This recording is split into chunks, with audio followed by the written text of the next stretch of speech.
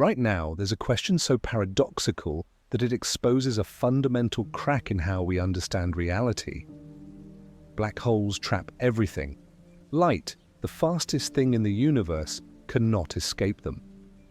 Nothing can. That's what makes them black. And yet, somehow, impossibly, gravity gets out. The very force that creates the black hole, the attraction that pulls everything inward past the point of no return, somehow reaches across space to affect distant objects. If nothing can escape, how does gravity escape? This isn't just a curious puzzle, it's a question that reveals something profoundly broken about our understanding of the universe. We have two incredibly successful theories, Einstein's general relativity and quantum mechanics, that each explain huge swathes of reality with stunning accuracy. But when you ask how gravity escapes a black hole, these theories give contradictory answers. The question sits precisely at the boundary where our physics breaks down, where the universe refuses to make sense in the ways we've learned to expect. Here's what makes this truly unsettling. For decades, physicists have known this paradox exists, and for decades they've offered answers.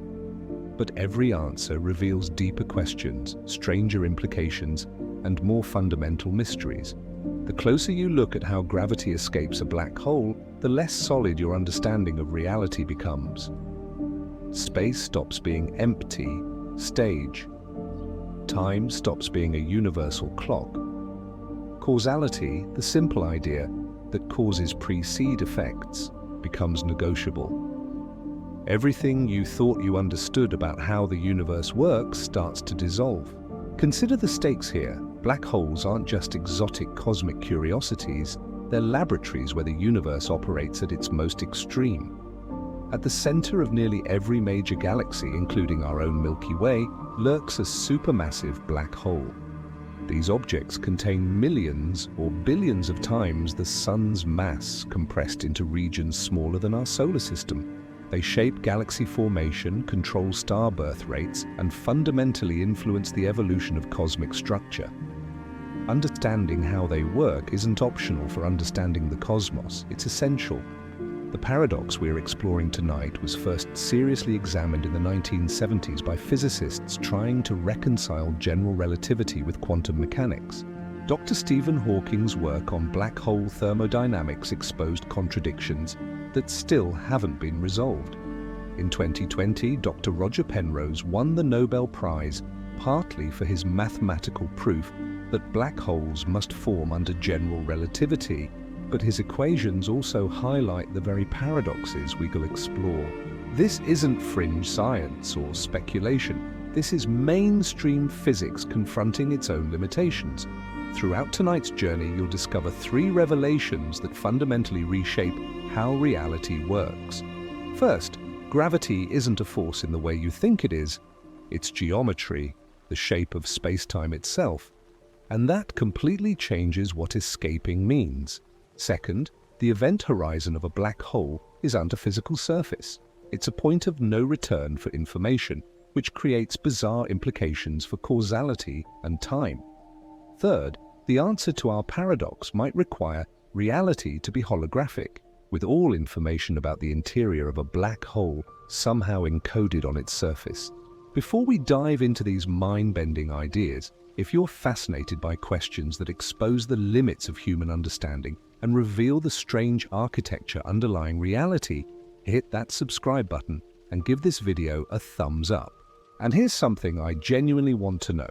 Before watching this video, did you think gravity was a force like electromagnetism? Or did you know it's something fundamentally different? Comment below. I'll pin the most insightful answer because your intuition about gravity directly affects how you'll experience the revelations ahead. Here's what most people miss about this paradox. It's not asking, how does gravity get out through the event horizon? That question assumes gravity is something that travels, something that needs to escape. But gravity isn't escaping at all, because gravity isn't inside the black hole trying to get out. Gravity is the black hole. It's not a thing being emitted or transmitted. It's the warped geometry of space-time itself, and geometry doesn't need to escape because it's already everywhere simultaneously. But that answer, satisfying as it sounds, immediately spawns deeper questions. If gravity is geometry, how does geometry on the inside affect geometry on the outside without information crossing the event horizon? How does the mass that fell into the black hole continue to gravitationally attract objects outside if that mass is now causally disconnected from the external universe? And if information really can't escape, how do objects outside the black hole know how much mass is inside? Each answer we'll explore tonight solves one problem while creating others. That's not a failure of physics. It's physics revealing that reality operates on principles stranger than our intuition can grasp. The universe doesn't owe us answers we can visualize. It doesn't have to make sense according to everyday experience. And nowhere is this more apparent than at the edge of a black hole where space and time exchange properties, where quantum mechanics and relativity collide, where our best theories point towards something beyond themselves. The question, if light cannot escape a black hole, how can gravity, is really asking, what is reality made of at its most fundamental level? How does causality work? What is information? What is time? We thought we knew. Black holes prove we don't. Now let's find out what we do know, what we don't, and what that ignorance reveals about the nature of existence itself. Chapter 1. Escape velocity.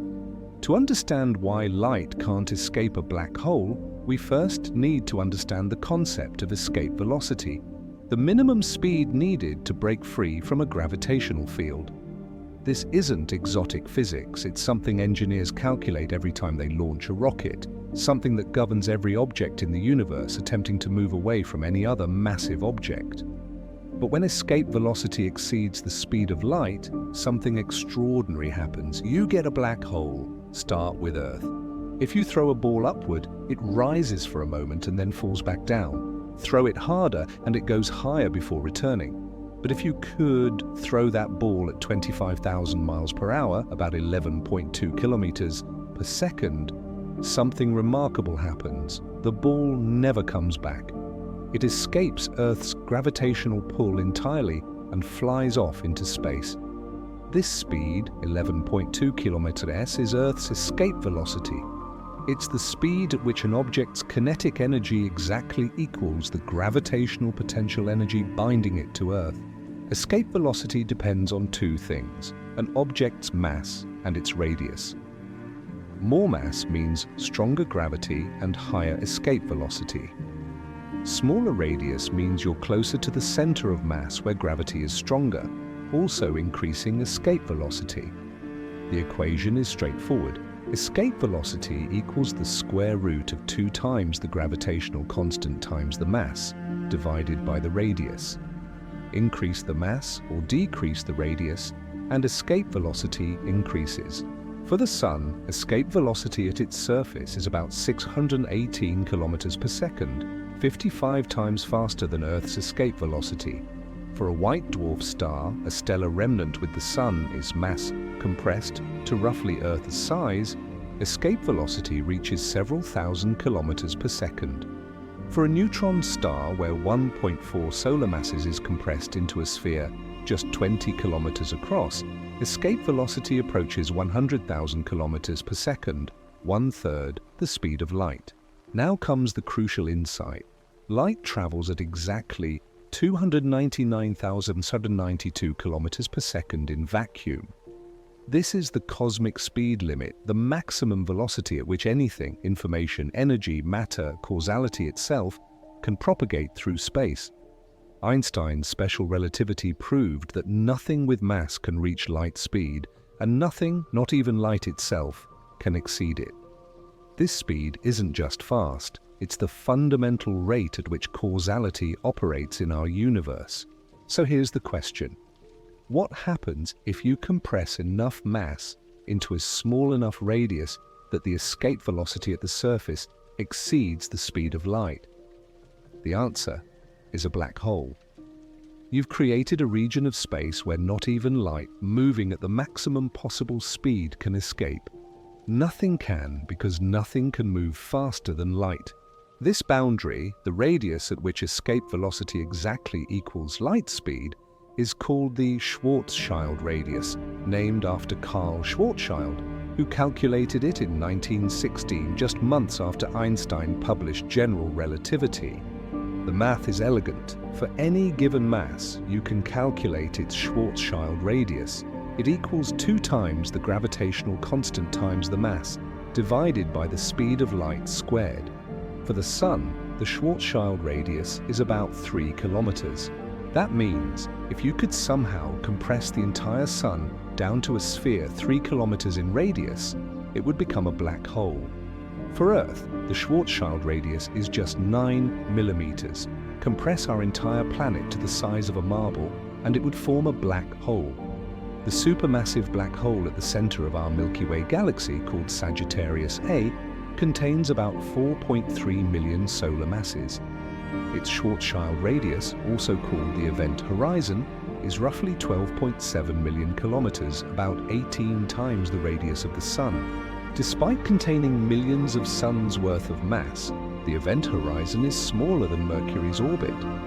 The black hole in the galaxy M87, famously photographed by the Event Horizon Telescope in 2019, is far more massive, about 6.5 billion solar masses, with an event horizon larger than our entire solar system. Dr. Kip Thorne, who won the 2017 Nobel Prize for his work detecting gravitational waves from black hole collisions, describes the event horizon this way. It's not a physical surface.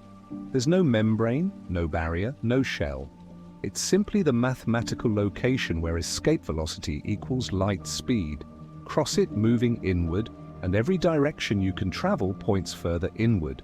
Escape becomes not just difficult, but geometrically impossible.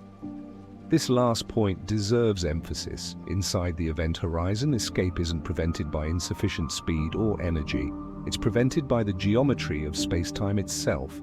The black hole has warped space so severely that all paths through spacetime lead inward toward the singularity. It's not that you need to move faster than light to escape, it's that the concept of outward ceases to exist. Every direction you face is inward. Time and space exchange properties in a way we'll explore later.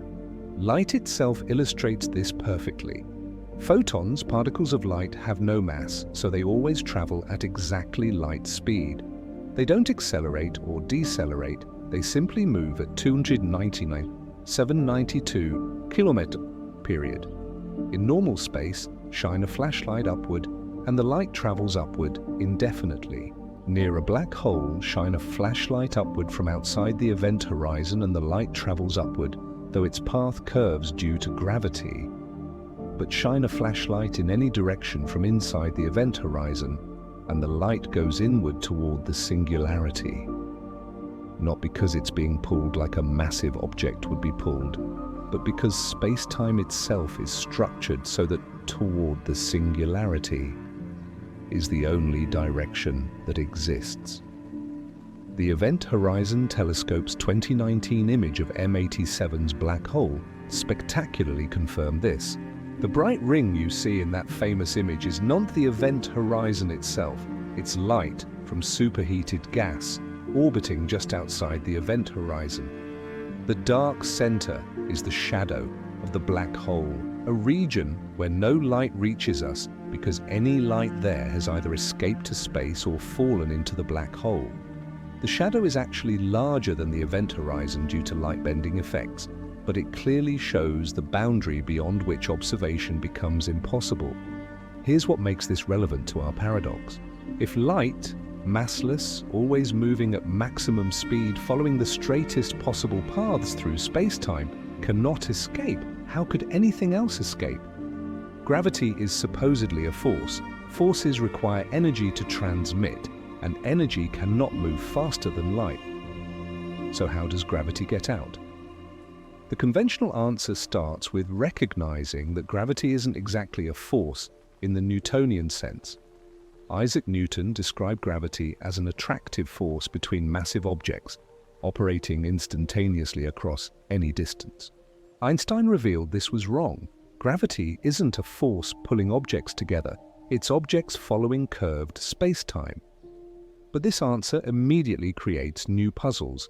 If gravity is curved spacetime and spacetime inside the event horizon is curved differently than outside, how does the curvature inside affect the curvature outside without information crossing the boundary? Understanding escape velocity gets us to the edge of the paradox. We see why light can't escape. The escape velocity exceeds light speed, and light speed is the universe's speed limit. But this explanation assumes gravity works like other forces, requiring something to propagate from inside to outside. Our next step must address what gravity actually is according to Einstein, not a force at all, but the shape of reality itself. The escape velocity framework is Newtonian thinking trying to describe an Einsteinian object. It works as an introduction, but to truly understand how gravity escapes a black hole, we need to abandon the idea that anything is escaping at all. We need to see gravity not as something that travels, but as something that already exists everywhere, determining the structure of space and time themselves.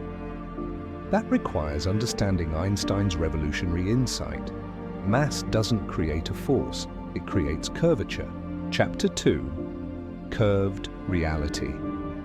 Everything you think you know about gravity is probably wrong. Not slightly off, but fundamentally, conceptually wrong, in a way that completely changes what the universe is. Isaac Newton taught us that gravity is a force, an attraction between masses that acts across distance. For 2 centuries, this worked brilliantly. It explained planetary orbits, predicted comet paths, described falling apples. But in 1915, Albert Einstein revealed that gravity isn't a force at all. Mass doesn't pull on other mass. Instead, mass curves the fabric of spacetime itself, and objects simply follow the straightest available paths through that curved geometry. This isn't metaphor or analogy. Spacetime is genuinely curved by mass warped, like a rubber sheet under a bowling ball in the analogy everyone uses, though that analogy is misleading because it shows 2D curvature embedded in 3D space, while real space-time curvature happens in 4 dimensions without any external space to curve into. The mathematics of Einstein's general relativity describe precisely how mass-energy curves space-time and how that curvature determines the motion of everything in the universe. Here's the crucial insight. In Einstein's theory, objects aren't being pulled by gravity, they're moving in straight lines called geodesics through curved space-time. Imagine an ant walking across a curved surface. To the ant, it's walking straight ahead. But from an outside perspective, its path curves because the surface beneath it is curved. That's you, me, Earth, every planet and star. We're all moving in straight lines through space-time, but space-time is curved by mass, so our straight-line paths appear curved when viewed from an outside perspective. Earth orbits the Sun not because the Sun's gravity pulls it, but because the Sun's mass curves space-time in its vicinity, and Earth is simply moving along the straightest possible path through that curvature. The path happens to be an ellipse. Drop a ball, and it falls not because Earth pulls it, but because Earth curves space-time, and the straightest path through that curved geometry happens to be accelerating downward. You're not standing still on Earth's surface, you're constantly accelerating upward relative to the curved space-time, and the ground prevents you from following your natural geodesic, which would be falling toward Earth's center. Dr. Brian Greene, a theoretical physicist at Columbia University, explains it this way. Mass tells space-time how to curve, and curved space-time tells mass how to move. That's gravity, not a force, but geometry. This distinction isn't semantic, it fundamentally changes what gravity is and how it operates. Forces require carriers, particles that transmit the interaction. Electromagnetism is carried by photons, the strong nuclear force is carried by gluons. But gravity doesn't have a carrier in the traditional sense because there's nothing to carry. Space-time curvature simply exists as a geometric property of reality. The evidence for this is overwhelming. In 1919, Arthur Eddington observed stars near the Sun during a solar eclipse and found that their light bent exactly as Einstein's equations predicted, not as Newton's force-based gravity would predict. The GPS satellites in your phone must account for general relativistic effects. Time runs faster in orbit than on Earth's surface because space-time curvature is different at different altitudes. If engineers didn't account for this curvature, GPS would drift by several kilometers per day. Every gravitational lensing observation where light from distant galaxies bends around massive galaxy clusters confirms that space-time is genuinely curved by mass. Now apply this to black holes. A black hole isn't an object in space-time pulling things toward it. A black hole is a region where space-time curvature becomes so extreme that the geometry itself creates the event horizon. The singularity at the center, where our equations predict infinite curvature, isn't pulling light and matter inward. Rather, the space-time geometry inside the event horizon is structured such that all time-like and light-like paths lead inward.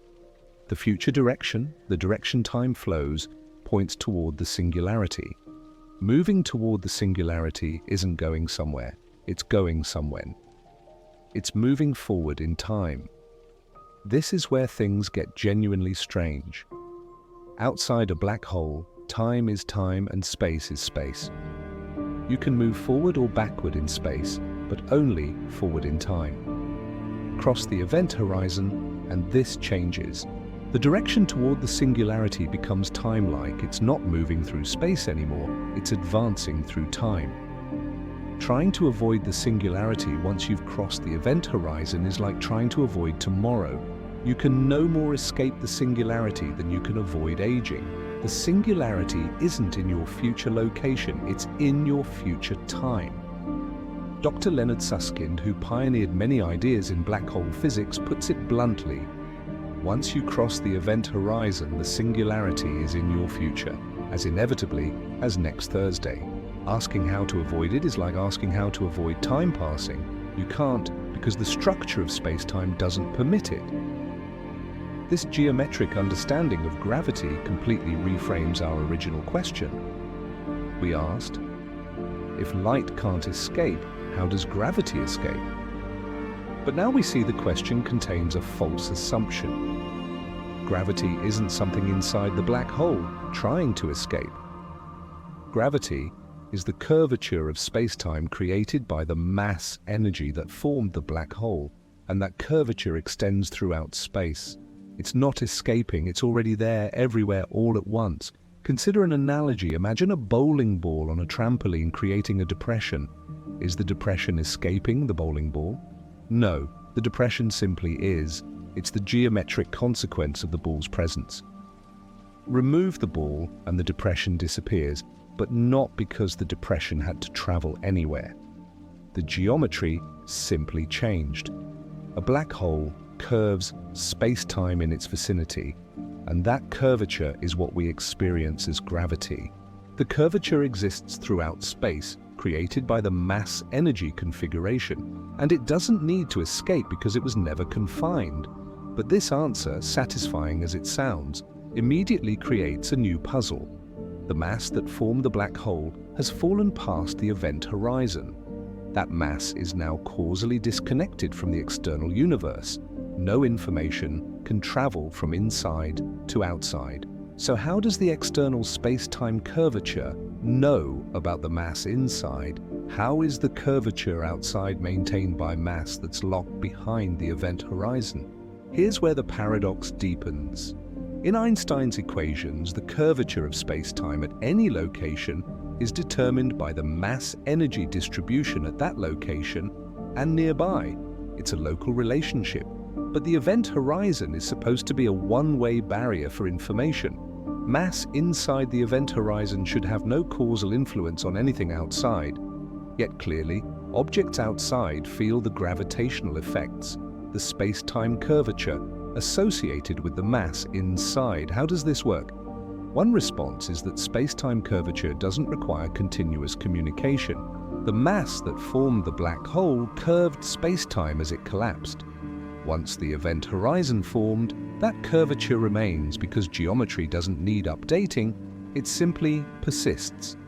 The external curvature is a frozen imprint of the mass distribution just before horizon formation. But this creates yet another problem. Black holes can grow by accreting additional mass. When new mass falls in, the external spacetime curvature changes. The black hole's gravitational pull increases. How does the external geometry update to reflect new mass inside if no information escapes? The answer, if there is one, requires understanding gravity not just as curvature but as something quantum mechanical, as gravitational waves, as geometric disturbances propagating through spacetime, and eventually as gravitons, hypothetical particles that might carry gravitational information. But before we dive into quantum gravity, we need to examine exactly what happens at the event horizon, that mysterious boundary where physics transforms into something alien. Understanding that gravity is curved spacetime rather than a transmitted force gets us closer to resolving the paradox. But it doesn't fully resolve it because curvature inside should be disconnected from curvature outside. Something deeper is happening at the event horizon, something that challenges our understanding of causality, information, and time itself. Let's examine that boundary more carefully. Chapter 3. Event Horizon. The event horizon is the strangest boundary in physics, a line that absolutely, fundamentally, changes everything about how reality operates, yet is completely invisible and has no physical substance whatsoever. Cross it in one direction and you've entered a region where the future direction of time points toward infinite density. Cross it, actually you can't cross it in the other direction. That's the point. It's a one-way membrane in space-time, a point of no return that isn't a point or a surface, but rather a mathematical abstraction that has real, devastating consequences. What exactly is the event horizon? Precisely speaking, it's the boundary of the region from which no future directed path exists that reaches arbitrarily far away. Inside the horizon, every possible world line, every possible path through space-time that anything could follow, terminates at the singularity. Outside the horizon, world lines can extend arbitrarily far into space and time. The horizon is the dividing line between these two domains, and it's determined entirely by the global structure of space-time, not by any local physical property. This has profound implications. Unlike most boundaries in physics, the surface of a star, the edge of an atmosphere, the boundary of a magnetic field, the event horizon has no local definition. You can perform any measurement at a single point to determine whether you're at an event horizon. In fact, falling through the event horizon of a sufficiently large black hole would be completely uneventful. You'd notice nothing special happening at the moment of crossing. No sensation, no warning, no sudden change in your environment. Only later, when you tried to escape and found it geometrically impossible, would you realize you'd crossed the point of no return. Dr. Kip Thorne describes falling through the event horizon of a supermassive black hole like Sagittarius A as absolutely ordinary from your perspective. The curvature of space-time is relatively gentle for such a large black hole. You'd cross the horizon without noticing, and only minutes later, as tidal forces grew stronger, would you realize something was terribly wrong. For smaller black holes, tidal forces at the horizon would rip you apart through a process astronomers cheerfully call spaghettification. But the horizon itself? Perfectly smooth passage. This creates a bizarre asymmetry. From your perspective, falling toward the black hole, you cross the event horizon and continue inward toward the singularity, which you reach in finite time, seconds, minutes, or hours, depending on the black hole's size. From the perspective of someone watching you fall from a safe distance, something completely different happens. As you approach the event horizon, they see you slowing down. Your clock appears to run slower and slower relative to theirs. Light from you becomes increasingly redshifted, requiring exponentially more time to reach them. They never actually see you cross the horizon. You appear to freeze just outside it, becoming dimmer and redder until you fade from view entirely. This isn't an optical illusion, it's a genuine consequence of space-time geometry. Time near the event horizon runs slower relative to time far away, an effect called gravitational time dilation. Approach the horizon, and your time slows to a crawl relative to the external universe. Cross the horizon, and from the external perspective, your time stops entirely. You exist at the moment of horizon crossing forever, from the outside perspective, even though from your perspective, you crossed and reached the singularity long ago. The mathematician Roger Penrose proved in the 1960s that once an event horizon forms, general relativity predicts a singularity must exist inside it, a point where space-time curvature becomes infinite and the laws of physics break down. This singularity is hidden behind the event horizon, preventing anyone outside from observing it directly. Penrose called this the cosmic censorship hypothesis. Nature abhors naked singularities and always hides them behind event horizons. His work earned him the 2020 Nobel Prize in Physics. But here's what makes the event horizon relevant to our gravity paradox. If the horizon is a one-way boundary for everything, including information, how does information about the black hole's properties get out? Black holes have mass, charge, and angular momentum. Objects outside can measure these properties. They orbit the black hole based on its mass. Charged black holes exert electrical forces. Rotating black holes drag space-time around them, affecting nearby orbits. All of this information about the black hole's interior properties is accessible to the external universe. How? The physicist John Wheeler famously summarized this with the phrase, "black holes have no hair." By this, he meant that black holes are completely characterized by just three numbers: mass, charge, and angular momentum. Nothing else about the black hole, what it's made of, how it formed, what fell into it, can be determined from outside. All other information is lost, but these three numbers are preserved and observable externally. The question is, how does this information escape if nothing escapes? One answer is that these properties don't escape. They were imprinted on the external space-time as the black hole formed and remain encoded in the geometry. The mass creates curvature, the charge creates electromagnetic fields that extend to infinity, and the angular momentum creates a frame dragging effect that twists space-time around the hole. These are persistent geometric features, not things that need to be continuously transmitted from inside to outside. But this explanation has problems. Consider mass. When new matter falls into a black hole, the mass increases. External observers see the black hole's gravitational pull grow stronger. Its space-time curvature changes. This means information about the new mass crossed from inside to outside, updating the external geometry. How did this information escape if nothing can escape an event horizon? The resolution involves understanding that information doesn't need to physically cross the horizon to affect the exterior. As matter falls toward the black hole, it curves space-time in its vicinity. This curvature propagates outward as gravitational waves, ripples in space-time traveling at light speed. Before the matter crosses the event horizon, the gravitational waves it created have already spread throughout space, carrying information about the mass. Once the matter crosses the horizon, the external curvature is already set. No information needs to escape because the information never entered in the first place. It was deposited in the external geometry during infall. This is subtle but crucial.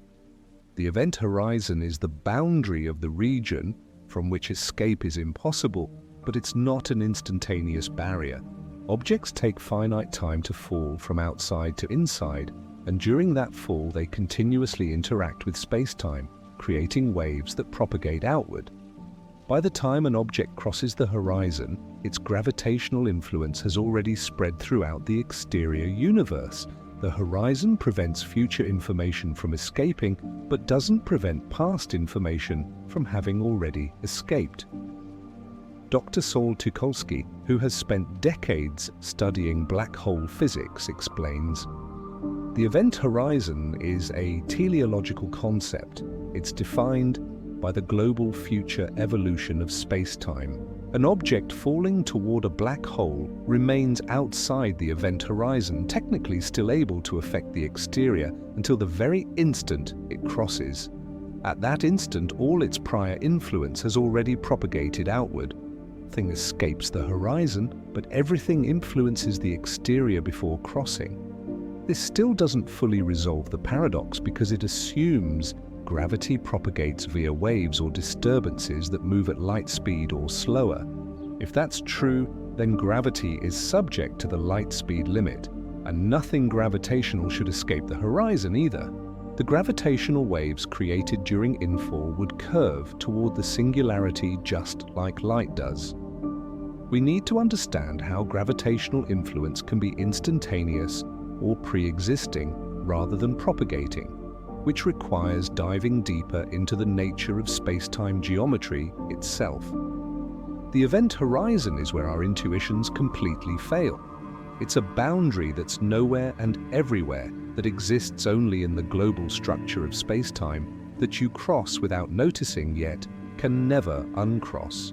It's the perfect barrier against escape, yet allows information to leak out through mechanisms we're still trying to understand. And it's at this boundary that the question of how gravity escapes becomes sharpest, most paradoxical, and most revealing about the nature of reality. Before we can resolve this, we need to examine gravity not just as geometry, but as a dynamic phenomenon, as waves, disturbances, and ultimately quantum particles. Chapter 4: Gravitational Waves.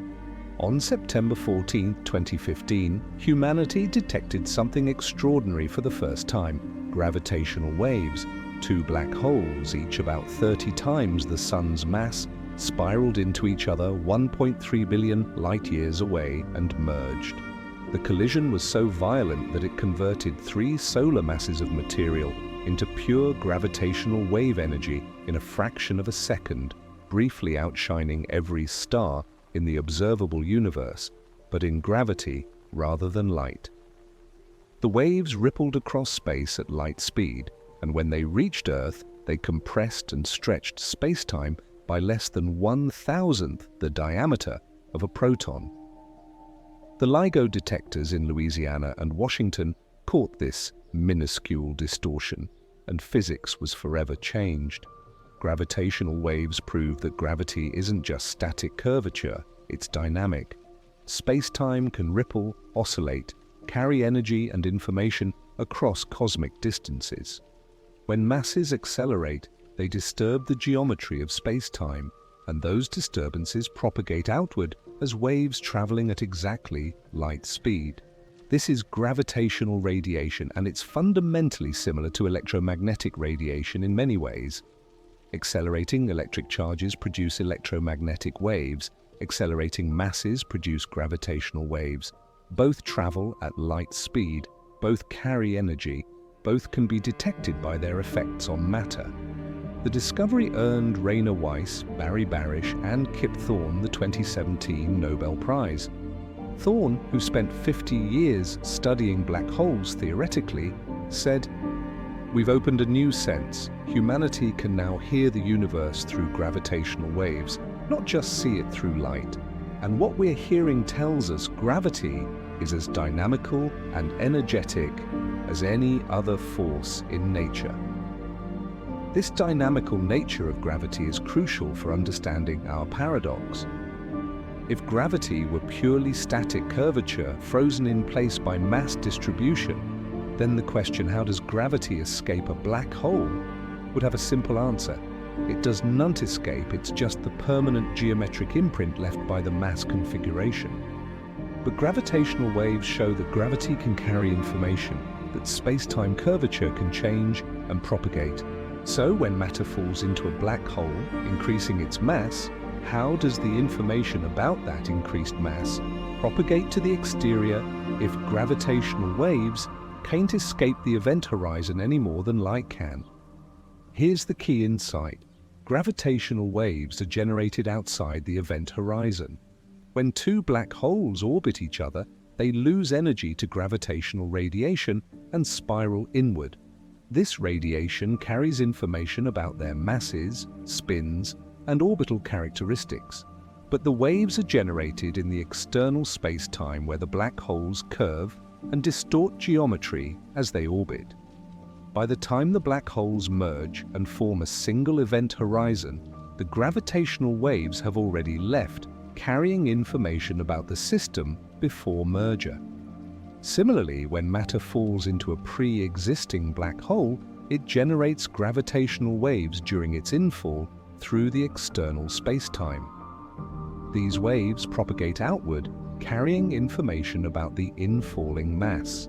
By the time the matter crosses the event horizon, the information about its mass has already been encoded in gravitational waves spreading throughout the universe. The external space-time curvature updates to reflect the increased mass, not because information escaped from inside the horizon, but because information was deposited in the exterior during infall. Think of it this way: as an object falls toward a black hole, it creates ripples in space-time that travel outward at light speed. These ripples reach distant observers before the object crosses the horizon. From the distant observer's perspective, the object never quite crosses the horizon. It appears to slow down asymptotically, taking infinite time to reach it. The gravitational waves generated during this eternal, from the outside perspective, approach continuously carry information about the object's mass, allowing the external geometry to gradually update. Dr. Franz Pretorius, who performed some of the first computer simulations of black hole collisions, describes it this way. Black hole mergers are the universe's most energetic events. In the final moments, up to 5% of the system's total mass energy converts to gravitational waves. That's e-mc2 at scales that dwarf nuclear reactions. And all this energy escapes because it's generated in the exterior space-time before the final horizon forms. But there's a subtlety here. Gravitational waves travel at light speed, not faster. Inside the event horizon, even light speed signals can't escape. So if gravitational waves from inside the horizon can't escape, and if those waves are how gravitational information propagates, doesn't that recreate the paradox? How does the exterior know about mass inside if gravitational waves can't carry that information out? The answer is that the exterior doesn't need continuous updates about what's inside. The gravitational field configuration was set by the infalling matter before it crossed the horizon. Once inside, that matter is causally disconnected from the exterior, but its gravitational effect persists because space-time curvature doesn't require ongoing communication to maintain itself. The curvature is a geometric fact established during infall, and it remains as a permanent feature of the space-time manifold. Consider an analogy. Imagine dropping a stone into a pond.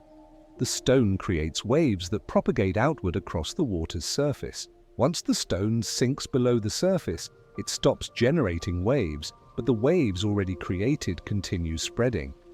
Now imagine the pond's surface represents space-time, and the stone represents matter, falling into a black hole. The gravitational waves generated during infall continue propagating outward even after the matter crosses the horizon, carrying information about the mass. The external universe receives this information through waves that were created outside the horizon, not waves escaping from inside. But gravitational waves reveal something deeper about the paradox. They show that gravity has a propagation speed, exactly the speed of light. This creates a tension with our geometric understanding. If gravity is curved space-time, how does curvature propagate? What does it mean for geometry to travel at light speed? The answer lies in distinguishing between static curvature and dynamic disturbances. The background curvature created by a stationary mass is static. It extends throughout space as a permanent geometric feature, requiring no propagation. But changes to that curvature, disturbances created by accelerating masses, propagate as waves at light speed. This is exactly analogous to electromagnetism. A stationary charge creates an electric field that extends throughout space, while accelerating charges create electromagnetic waves that propagate at light speed. The LIGO detections confirm that gravitational disturbances propagate at light speed, not faster. This means changes to gravitational fields can't travel faster than light, which reinforces the puzzle. How do changes inside the event horizon affect the exterior, if even gravitational waves can't escape? Dr. Thibaut Damour, a leading relativity theorist, has explored this extensively. His work shows that the event horizon acts as a one-way membrane for gravitational waves, just as it does for light. Waves approaching the horizon from outside can fall in, but waves generated inside cannot escape. This seems to trap gravitational information behind the horizon. Yet somehow the exterior gravitational field does reflect the total mass inside. The resolution, again, is that all gravitational influence from infalling matter was communicated to the exterior before horizon crossing. But this raises yet another question. If gravitational waves travel at light speed and light itself curves toward the black hole in the intense gravitational field near the horizon, wouldn't gravitational waves also curve inward and fail to escape from regions very close to the horizon? The answer is yes. There's a region near the event horizon called the photon sphere, where light can orbit the black hole. Slightly inside the photon sphere, light paths curve so severely that even outward directed light eventually falls inward. Gravitational waves in this region also cannot escape. They curve back toward the hole. This creates a subtle point. Gravitational waves generated very close to the event horizon do get trapped and fall in, but gravitational waves generated farther out, where space-time curvature is less extreme, can escape to infinity. During infall, matter generates gravitational waves throughout its descent. Waves created early in the fall, when the object is far from the horizon, easily escape. Waves created later, as the object nears the horizon, increasingly struggle to escape, with those created closest to the horizon falling back in. But the cumulative effect of all the waves that do escape carries information about the infalling mass to the exterior universe. From the perspective of a distant observer, this process takes infinite time. They see the object asymptotically approach the horizon, continuously emitting gravitational waves that gradually inform them of its mass. The gravitational influence never escapes from inside the horizon because it was deposited in the exterior during the infinite, from the outside perspective, approach. The discovery of gravitational waves fundamentally changed how we understand gravity's dynamical nature. Before LIGO, gravity as curved spacetime was primarily a theoretical construct. Now we've directly detected spacetime rippling, carrying energy and information across the cosmos. We know gravity can act like a wave, can be radiated, can carry signals. But we also know these waves obey the light speed limit, which means they cannot escape from inside event horizons. This brings us closer to resolving the paradox, but doesn't complete the picture. We've established that gravity is both static, curvature, and dynamic waves. The static curvature extends throughout space-time as a geometric feature requiring no escape. The dynamic waves carry information about changes, but they're generated outside the horizon during infall. Nothing gravitational needs to escape from inside the horizon because everything gravitational about the interior was communicated to the exterior before the horizon formed. But there's still something unsatisfying about this answer. It works mathematically, but it requires accepting that the interior and exterior of a black hole are fundamentally disconnected causally, yet the exterior knows about the interior through information that was deposited during formation.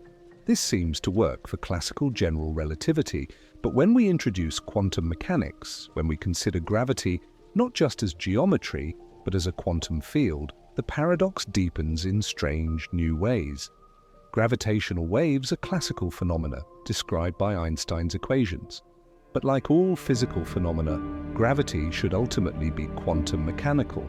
Just as electromagnetic waves are made of photons, gravitational waves should be made of gravitons, hypothetical quantum particles that carry gravitational force. And when you ask how gravitons behave near event horizons, when you try to reconcile quantum mechanics with black holes, you encounter problems that make our original paradox look simple.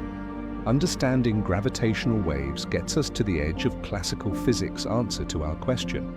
But reality is quantum, and quantum mechanics has very different things to say about information, causality, and what can or cannot escape from black holes.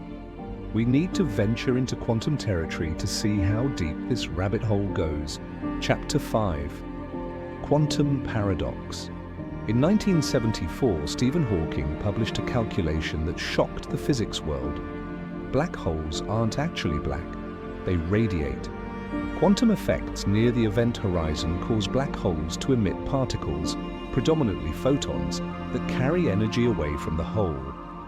This Hawking radiation means black holes slowly evaporate over immensely long timescales. A solar mass black hole would take 1,067 years to evaporate, far longer than the current age of the universe.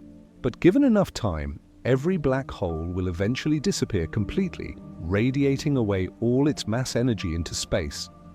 This discovery created a crisis in physics that remains unresolved today. If black holes evaporate completely, what happens to the information about everything that fell in? Quantum mechanics has an ironclad rule. Information is never destroyed. The quantum state of a system at one time completely determines its quantum state at any later time. This is called unitarity, and it's as fundamental to quantum mechanics as energy conservation. But if you throw a book into a black hole and the black hole later evaporates into random thermal radiation, where did the information in the book go? It seems to have been destroyed, violating quantum mechanics. This is the black hole information paradox, and it directly relates to our question about gravity escaping. Hawking radiation escapes the black hole. We just established that nothing can escape, yet here are particles being emitted from the horizon region. How does this work, and what does it tell us about how information, including gravitational information, relates to the event horizon? The mechanism behind Hawking radiation is bizarre. In quantum field theory, empty space isn't truly empty. It's filled with quantum fluctuations, pairs of virtual particles that pop into existence and immediately annihilate. Normally, these fluctuations exist for such brief timescales that they have no observable effects. But near a black hole's event horizon, something different happens. If a particle-antiparticle pair forms right at the horizon, one particle might fall into the black hole while the other escapes to infinity. The escaping particle is real Hawking radiation. The infalling particle has negative energy relative to infinity, which reduces the black hole's mass. Dr. Leonard Susskind, who has spent decades wrestling with black hole information puzzles, describes it this way. The event horizon is a place where quantum mechanics and gravity engage in a turf war. Quantum mechanics says the vacuum must fluctuate. General relativity says those fluctuations near a horizon have bizarre consequences. Hawking radiation is what happens when quantum field theory meets curved spacetime. But here's what makes this relevant to our gravity paradox. Hawking radiation carries energy away from the black hole, which means the black hole's mass decreases over time. The gravitational field, the space-time curvature in the exterior, must therefore change to reflect the decreasing mass. Information is flowing from the black hole's interior to the exterior through Hawking radiation. But Hawking's original calculation showed that this radiation is purely thermal. It carries no information about what fell into the black hole. It's random heat radiation, containing no structure, no encoded data about the interior. This creates the information paradox. Quantum mechanics demands that information is preserved, that the radiation must somehow encode everything about the black hole's interior. But Hawking's calculation suggests the radiation is random and information-free. For 20 years after Hawking's discovery, physicists argued about whether information is truly lost, violating quantum mechanics, or somehow preserved, contradicting Hawking's calculation. The debate reached a peak in the 1990s when Susskind and another physicist, Gerard 't Hooft, proposed a radical solution, the holographic principle. They suggested that all the information about a black hole's interior is encoded on its event horizon, like a hologram encoding three-dimensional information on a two-dimensional surface. When Hawking radiation is emitted, it carries information that was stored on the horizon, not information from the interior. The interior and the horizon are not independent descriptions. They're two ways of describing the same thing. This is profoundly weird. It suggests that the three-dimensional volume inside the event horizon contains no more information than its two-dimensional surface.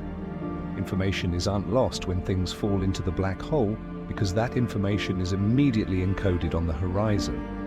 When the black hole evaporates, the radiation carries away the information stored on the horizon, preserving unitarity. The interior might be causally inaccessible, but informationally, it's redundant. Everything about it is already encoded on the boundary. Dr. Juan Maldacena's work in 1997 on ADES CFT correspondence provided the first mathematical framework showing how this could work. He demonstrated that certain theories of gravity in a particular space-time geometry are exactly equivalent to quantum field theories without gravity living on the boundary of that space. This holographic duality suggests that gravity and space-time might emerge from more fundamental quantum information living on boundaries. If the holographic principle is correct, it completely reframes our original question. We asked, how does gravity escape the black hole if nothing can escape? But if information about the interior is encoded on the horizon, and if gravity is ultimately about information and how it's organized, then gravity doesn't need to escape because the gravitational information lives on the boundary, not in the interior. The horizon is where the physics happens, where quantum information is stored and processed. But this raises new puzzles. How does information get encoded on the horizon when something falls in? This process must be causal and physical, yet the horizon is supposed to be an unremarkable place locally. An infalling observer notices nothing special when crossing it. How can information be copied to the horizon without violating the quantum no-cloning theorem, which states you cannot create identical copies of unknown quantum states? The answer appears to involve quantum entanglement.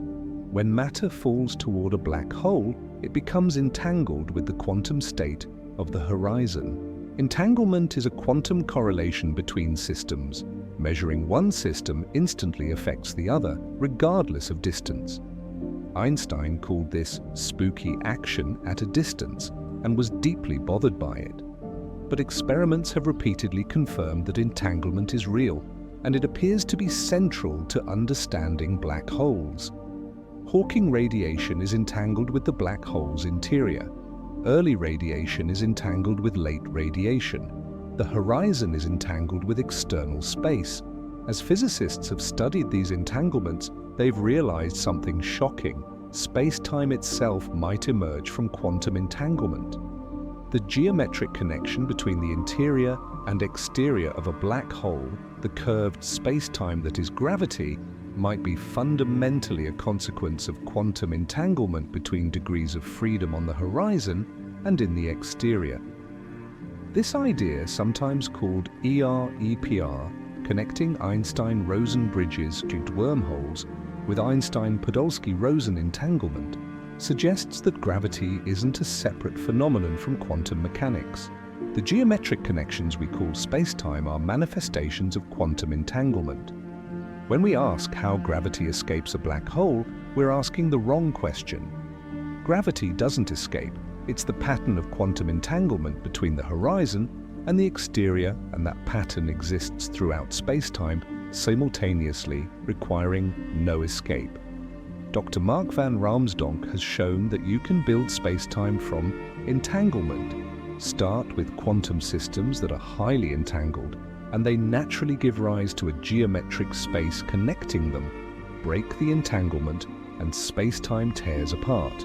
From this perspective, the question, how does gravity escape a black hole, is like asking, how does the distance between two cities escape from the map?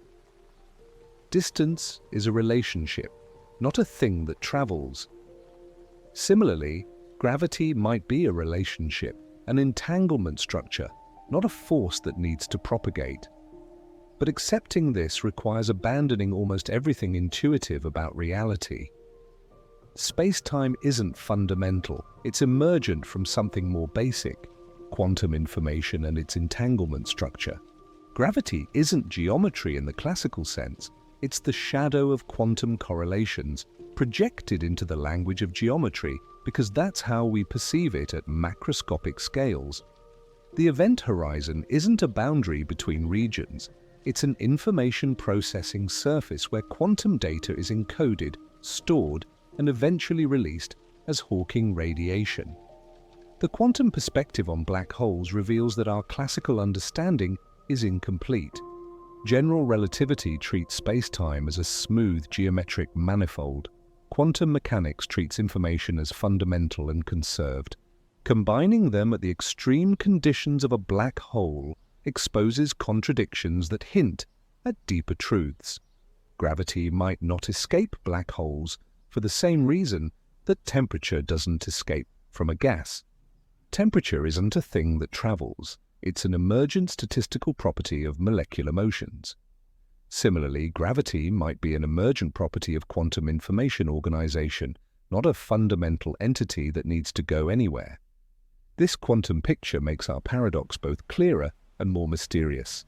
Clearer because it suggests gravity never needed to escape, it's already everywhere, as a pattern of entanglement. More mysterious because it implies reality works nothing like we imagine, that space and time and gravity are all illusions emerging from quantum information processing in ways we barely understand.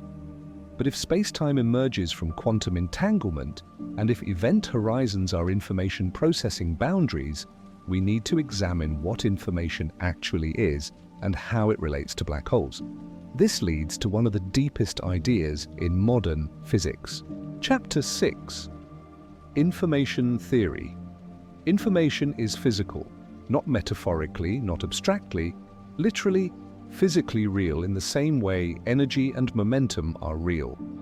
This insight, pioneered by scientists like Rolf Landauer and Charles Bennett in the 1960s and 70s, revolutionized how we understand computation, thermodynamics, and ultimately reality itself.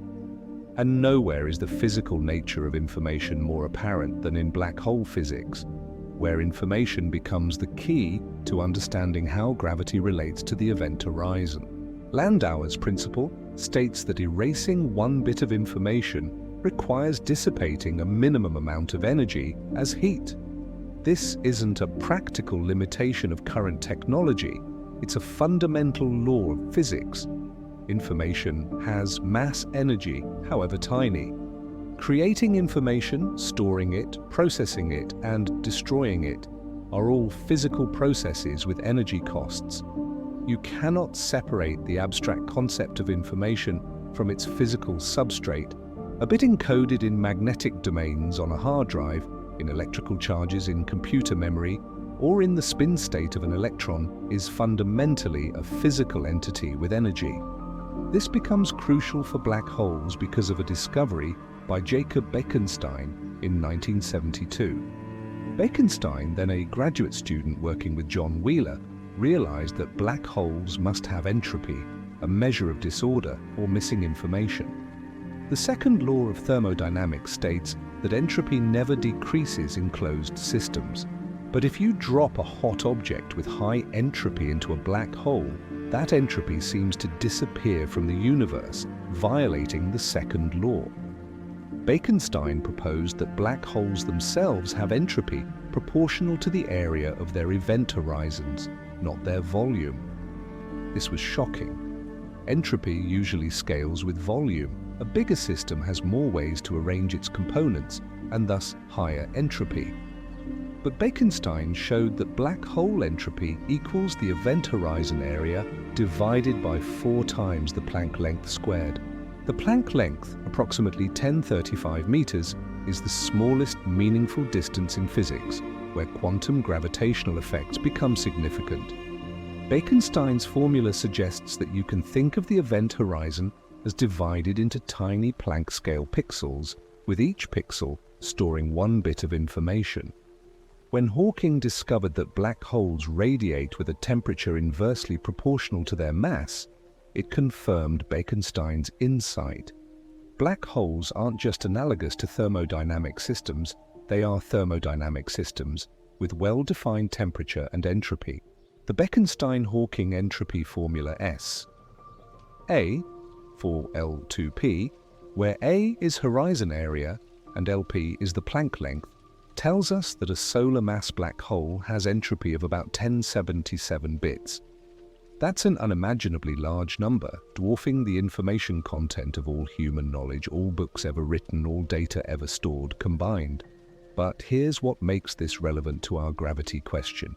If the black hole is entropy is encoded on its horizon, and entropy is information, then all information about the black hole's contents must somehow be stored on the 2-dimensional event horizon surface. This is the holographic principle in its most concrete form. A black hole's interior can contain at most the amount of information that can be encoded on its horizon, about 1 bit per Planck area. Dr. Raphael Bousso extended this to a general principle: the maximum entropy, maximum information, in any region of space is proportional to the area of its boundary, not its volume. This seems absurd. How can the information content of a 3-dimensional volume be limited by its 2-dimensional surface area? Yet both black hole physics and string theory calculations support this principle. Think about what this means for gravity and black holes. When matter falls into a black hole, the information content of that matter, the exact quantum state of every particle, gets encoded onto the event horizon. The horizon's area increases by exactly the amount needed to store this information. The gravitational field exterior to the black hole, the space-time curvature we measure from outside, is determined by the horizon's properties, its area related to mass, its rotation, angular momentum, and its charge. All gravitational information about the black hole is boundary information, encoded on the horizon. This suggests a radical answer to our original question. Gravity doesn't escape the black hole because gravity is information encoded on the horizon, not information trapped in the interior.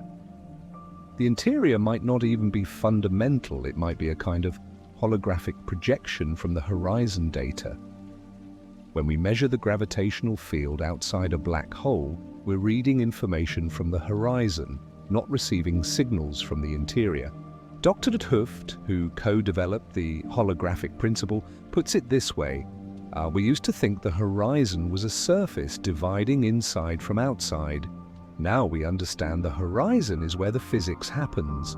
The interior might be a derived concept, a way of describing what the horizon data implies for observers who fall through it. But how does information get encoded on the horizon? When an object falls toward a black hole, quantum mechanics forbids making perfect copies of its quantum state. That's the no-cloning theorem.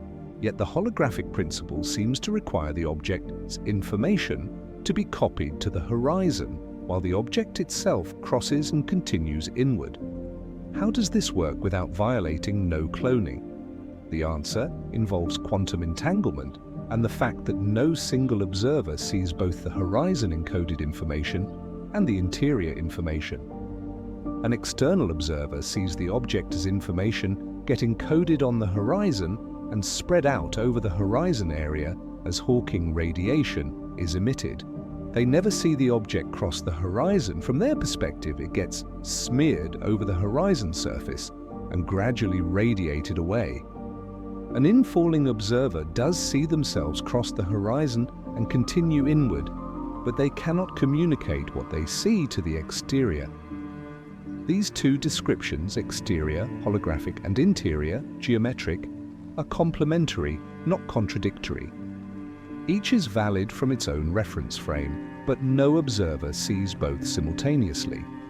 This is called black hole complementarity, proposed by Susskind, Thorlacius, and Uglum in 1993.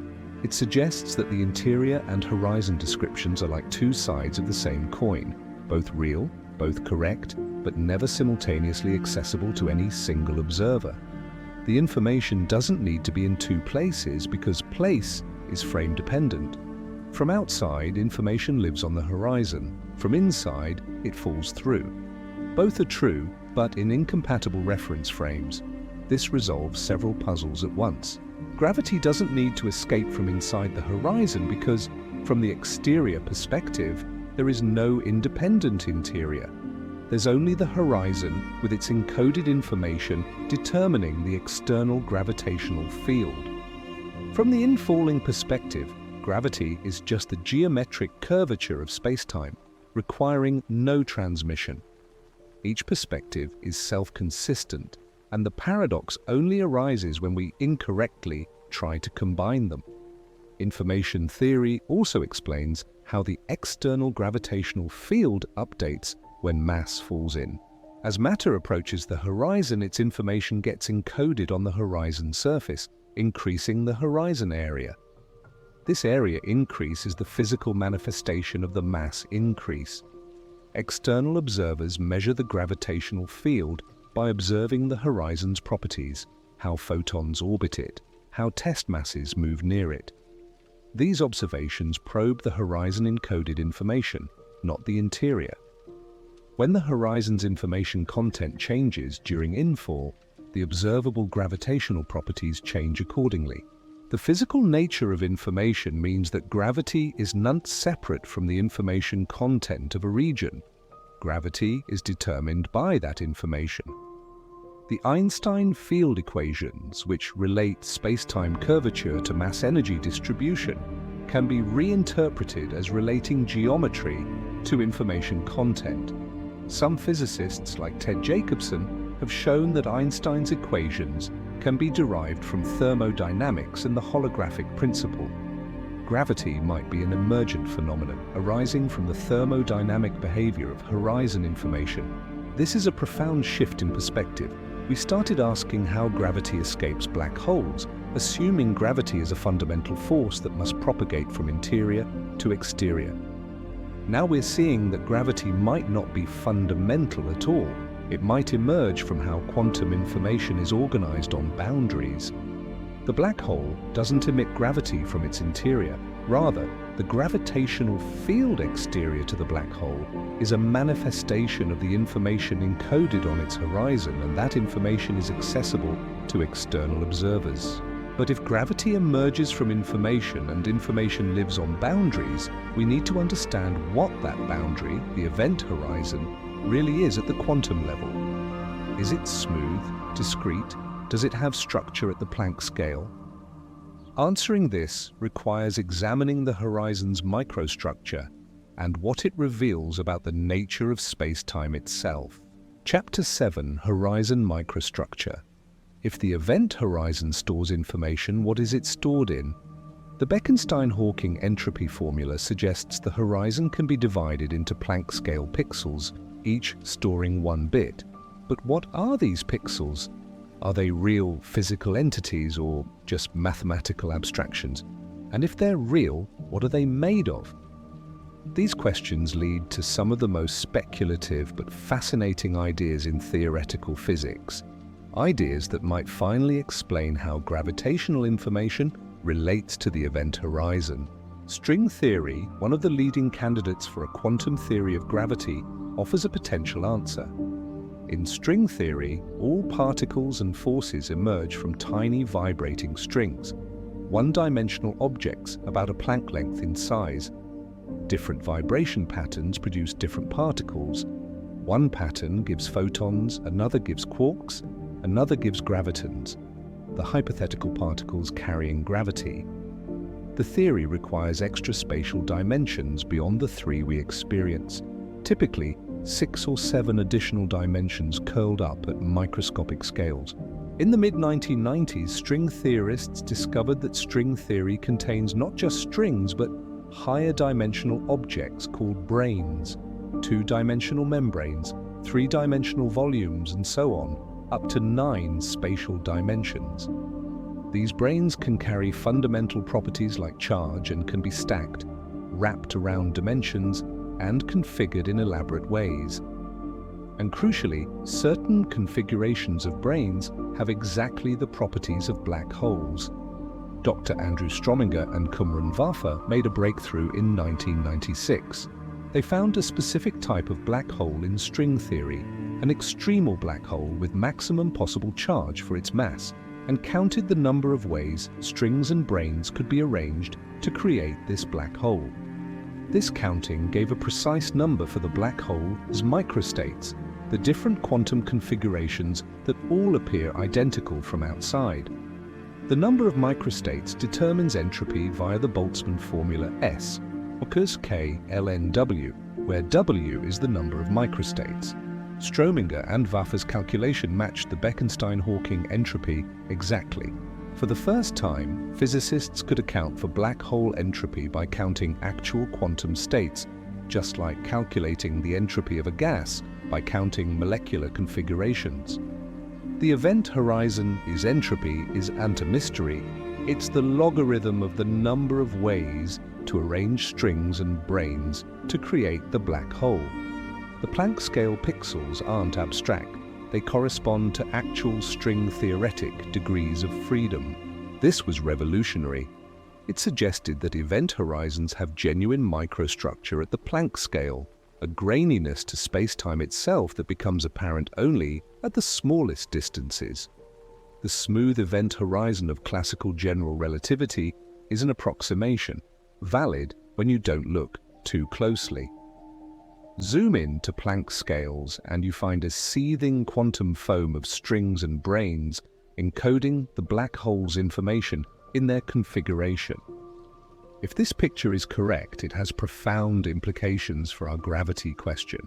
The gravitational field outside a black hole is determined by the total mass, charge, and angular momentum. But these macroscopic quantities emerge from the microscopic string brane configuration on the horizon. Gravity isn't escaping from inside, it's a collective property of the horizon's quantum microstructure. Just as temperature emerges from molecular motion without any individual molecule having temperature, gravitational attraction emerges from the horizon as quantum state without any individual quantum degree of freedom carrying gravity. Dr. Samir Mathur has developed this idea further with his fuzzball model of black holes. He argues that instead of having an interior with a singularity, black holes might be fuzzballs, tangles of strings and branes filling the region that classical general relativity describes as the interior. The event horizon isn't a sharp boundary, but rather a fuzzy quantum region where strings form an incredibly dense, complex structure. Information falling into a black hole gets entangled with this stringy fuzzball, never reaching a true interior because there is no interior, just increasingly dense quantum fuzz.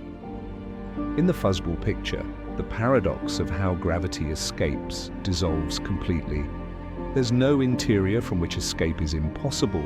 The entire black hole is actually its horizon, a quantum object made of strings whose collective gravitational effect determines the external field. Information about what fell in is stored in the fuzzball's configuration, accessible in principle, though impossibly complex to decode in practice, and gradually released as Hawking radiation when quantum fluctuations cause bits of the fuzzball to evaporate. But string theory isn't the only approach to quantum gravity that reveals horizon microstructure. Loop quantum gravity, a competing theory, also predicts Planck scale graininess to spacetime. In this approach, space itself is quantized, made of discrete chunks analogous to how energy is quantized into photons. The smooth spacetime of general relativity emerges from a network of quantum geometric relationships called a spin network at the Planck scale. Dr. Carlo Rovelli and other loop quantum gravity researchers have calculated black hole entropy by counting the ways spin network edges can intersect an event horizon. Each intersection represents a quantum of area, and counting all possible configurations gives entropy matching the Bekenstein-Hawking formula. Like in string theory, the horizon's entropy comes from counting actual microscopic degrees of freedom, in this case, quantum geometric states rather than string configurations. Both approaches suggest that event horizons are fundamentally quantum objects with discrete microstructure. This has implications for how information is encoded and how gravity relates to that information. In classical general relativity, the horizon is perfectly smooth, a mathematical surface with no physical structure. But quantum mechanics abhors perfect smoothness. Everything quantum is granular, probabilistic, fluctuating. The event horizon should be no different. If the horizon has Planck scale structure, then information falling in does not get stored in some mysterious way. It literally gets encoded in the arrangement of quantum geometric degrees of freedom. Think of it like a hard drive. Information is stored in the magnetic orientation of microscopic domains. The hard drive appears smooth at large scales, but zoom in and you find discrete bits. Similarly, the event horizon appears smooth classically, but at Planck scales it's composed of discrete quantum bits, qubits in quantum information terminology, each carrying information about the black hole state. The gravitational field exterior to the black hole can then be understood as emerging from this quantum information structure, just as the macroscopic properties of a material, its conductivity, magnetism, color, emerge from the quantum states of its constituent atoms. The macroscopic gravitational field emerges from the quantum state of Planck scale degrees of freedom on the horizon.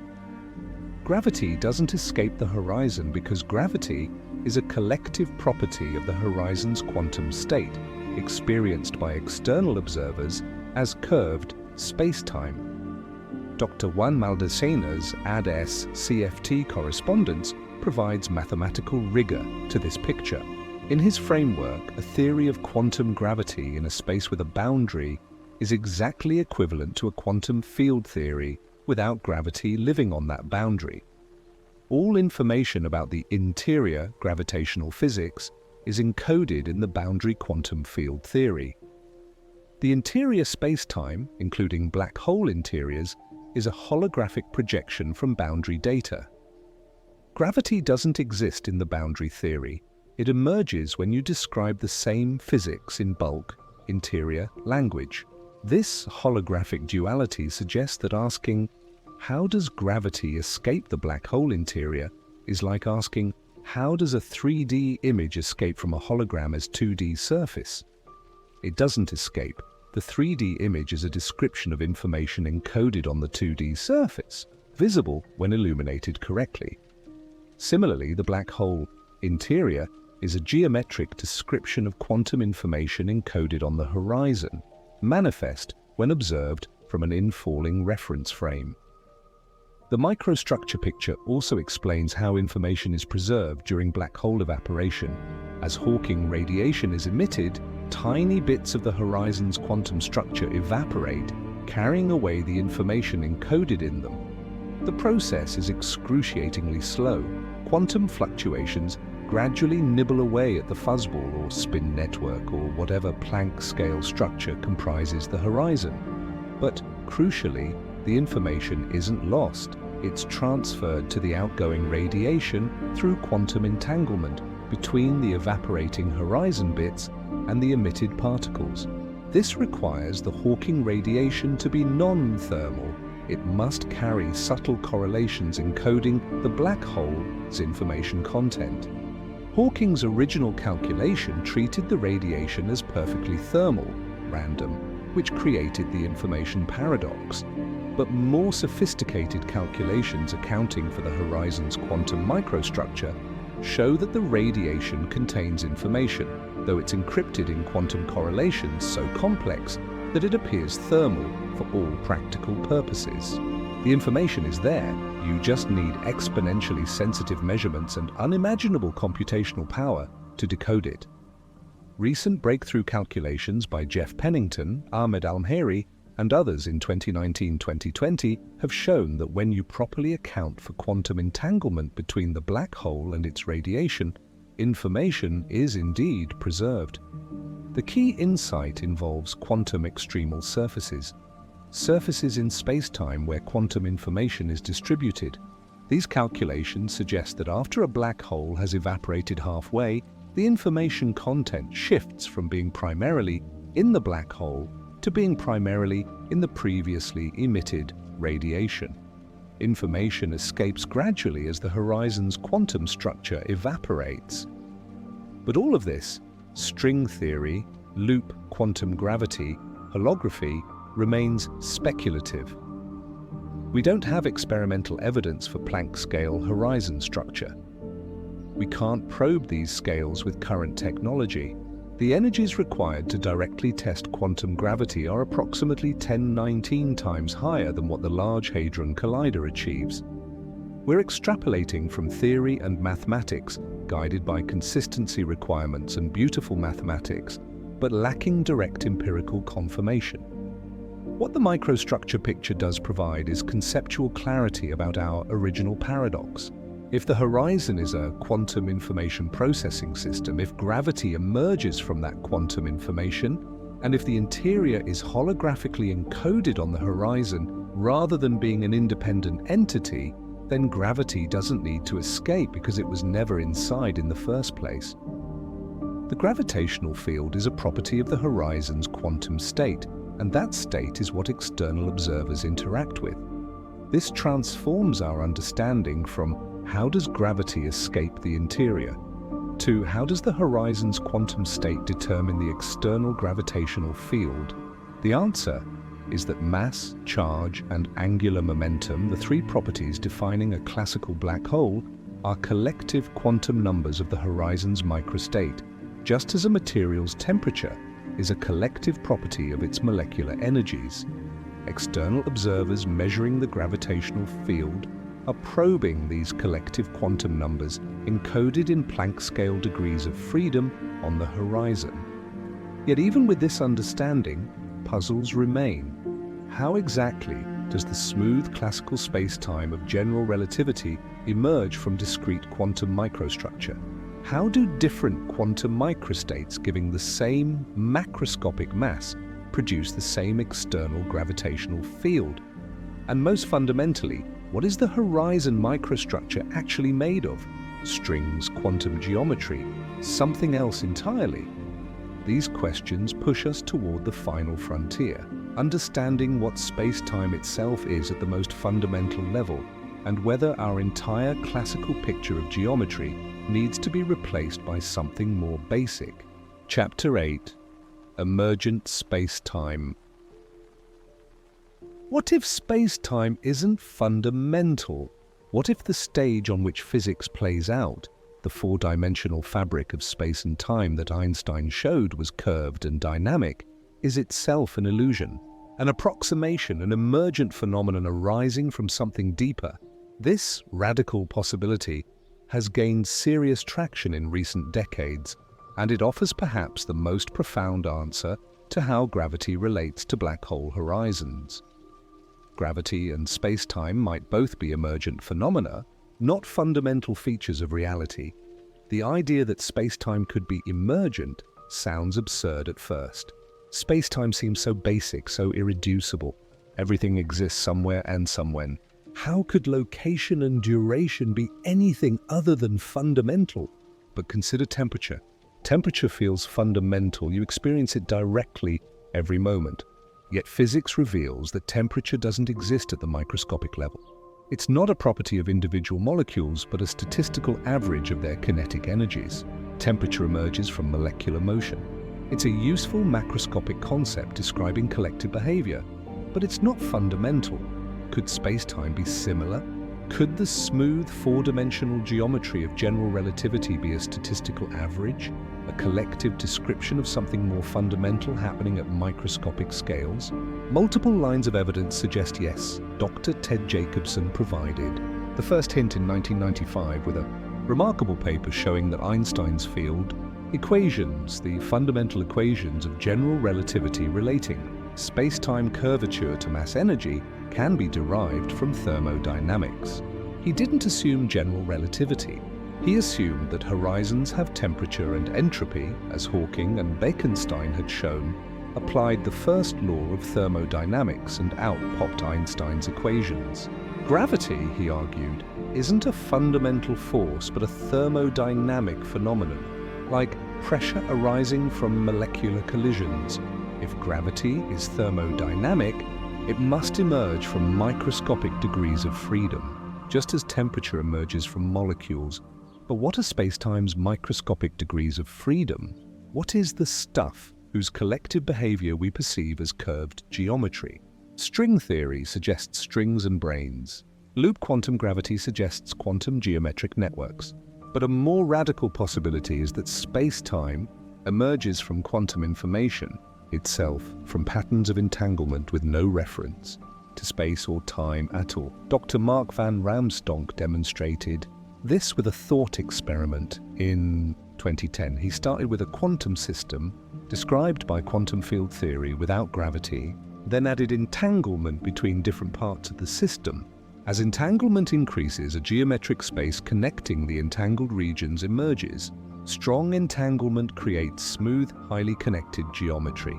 Break the entanglement, and space-time tears apart, fragmenting into disconnected regions. The geometry isn't fundamental, it's a visualization of entanglement structure. This is profound. It suggests that when we talk about two regions of space being close together, we're really describing strong quantum entanglement between the degrees of freedom in those regions. Distance is entanglement structure in disguise. The gravitational attraction between objects might ultimately be a consequence of them sharing quantum correlations. Force and curvature are emergent concepts describing how entanglement patterns affect matter. The ADS-CFT correspondence discovered by Muldacena provides the clearest example of emergent spacetime. In this framework, a quantum field theory living on a boundary with no gravity, no space-time, just quantum fields at points on the boundary is exactly equivalent to a theory of gravity in a higher dimensional bulk space-time. The bulk space-time doesn't exist in the boundary theory. There's no extra dimension, no interior region. Yet when you solve the boundary theory, you can reconstruct bulk geometry as a convenient way of organizing the boundary data. Everything in the bulk, including black holes, is emergent from boundary quantum information. A black hole in the bulk corresponds to a particular high-energy state of the boundary theory. The black hole's interior geometry is a holographic projection from boundary data. Asking how gravity escapes the black hole is like asking how the illusion of depth escapes a flat hologram. It doesn't escape because it was never inside in the first place. It's a feature of how we describe the boundary information when using bulk language. Dr. Brian Swingle has pushed this further, showing that tensor networks, quantum information structures used in condensed matter physics, naturally give rise to geometric spaces. The network structure determines distances, volumes, and even causality in the emergent geometry. Black holes correspond to regions where the tensor network is highly entangled, creating geometric structures with horizons. The horizon emerges naturally from the entanglement pattern, not from any gravitational collapse or singularity. If space-time emerges from quantum information, then our original question transforms completely. We asked, if light cannot escape a black hole, how can gravity escape? But gravity isn't escaping anything. Gravity is our description of how quantum information is organized near a region of very high entanglement entropy. The black hole is a particular pattern in the quantum information network. The event horizon is where the entanglement structure changes character dramatically. The exterior gravitational field is how distant parts of the network respond to the information pattern. We call a black hole. Nothing needs to escape because there's no fundamental interior-exterior distinction. From the quantum information perspective, there's just a network of entangled degrees of freedom. We choose to describe this network using geometric language, spacetime, horizons, interiors, because that's convenient for macroscopic observers. But the geometry isn't fundamental. It's an emergent description of quantum information structure. This resolves multiple puzzles simultaneously. Information doesn't need to escape during black hole evaporation because information was never inside. It was always in the quantum network, which we sometimes describe geometrically as having an interior. Gravity doesn't need to propagate from inside to outside because gravity is the network's large-scale behavior, not something localized that propagates. The paradox of causally disconnected regions affecting each other dissolves because causality itself is an emergent concept in the geometric description, not a fundamental constraint on the underlying quantum information. Dr. Leonard Susskind and Juan Maldacena have even proposed that quantum entanglement and geometric connection might be the same thing, their ER-EPR conjecture. ER refers to Einstein-Rosen bridges, wormholes connecting distant regions of space-time. EPR refers to Einstein-Podolsky-Rosen entanglement, quantum correlations between separated systems. The conjecture states these are the same phenomenon viewed differently. Entangled particles are connected by tiny wormholes, and wormholes are just maximally entangled states described geometrically. If true, this means the gravitational connection between the black hole's interior and exterior is fundamentally quantum entanglement. The geometry telling us they're connected regions of spacetime is an emergent description of their quantum correlation. Gravity escaping is really just quantum information remaining correlated across what we geometrically describe as a horizon boundary. But accepting emergent spacetime requires abandoning deeply held intuitions. We're saying that space, the arena in which everything exists, isn't real at the fundamental level. Time, the flow from past to future, isn't fundamental either. These are useful approximations, classical limits of quantum information dynamics, but not the ultimate reality. At the Planck scale, there might be no spacetime at all, just quantum information processing according to rules we don't yet fully understand. This is simultaneously liberating and disturbing. Liberating because it suggests that paradoxes involving space-time, like information loss in black holes or how gravity escapes event horizons, might be artifacts of using the wrong conceptual framework, solve the problem at the fundamental level of quantum information, and the geometric paradoxes dissolve. Disturbing because it means our entire physical picture of reality is wrong at a basic level. We don't inhabit a space that exists. We're patterns of quantum information mistaking the emergent geometry we create for fundamental reality. The evidence for emergent space-time is still circumstantial. Mathematical consistency, successful toy models, suggestive calculations. We lack a complete theory showing how familiar four-dimensional space-time emerges from quantum information, let alone experimental tests. But the direction is clear. Space-time is more like temperature than we ever imagined. It's not a fundamental feature of reality, but a useful collective description that breaks down at extremes. Understanding gravity as emergent, space-time as a holographic projection of quantum information, and event horizons as patterns in entanglement networks brings us closer to resolving our original paradox. But it also reveals that we've been asking the wrong question all along. The question isn't, how does gravity escape black holes? It's, what is gravity really at the most fundamental level? And the answer appears to be something far stranger than forces, fields, or even curved space-time. Something we're only beginning to glimpse. Chapter 9, the real answer, so here we are. After journeying through escape velocities, curved spacetime, event horizons, gravitational waves, quantum mechanics, information theory, horizon microstructure, and emergent geometry, we started with a simple question. If light cannot escape a black hole, how can gravity? Now we're ready for the real answer, which turns out to be layered, subtle, and deeply revealing about the nature of reality. The first layer of the answer is classical. Gravity isn't escaping at all. Unlike light, which is made of particles, photons, that travel through space and can be trapped by the event horizon, gravity in Einstein's general relativity isn't a thing that travels, it's the curvature of space-time itself.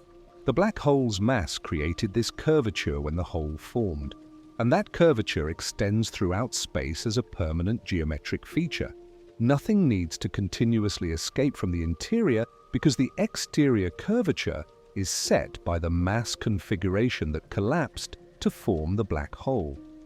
When additional mass falls into an existing black hole, it creates gravitational waves during its infall through external spacetime.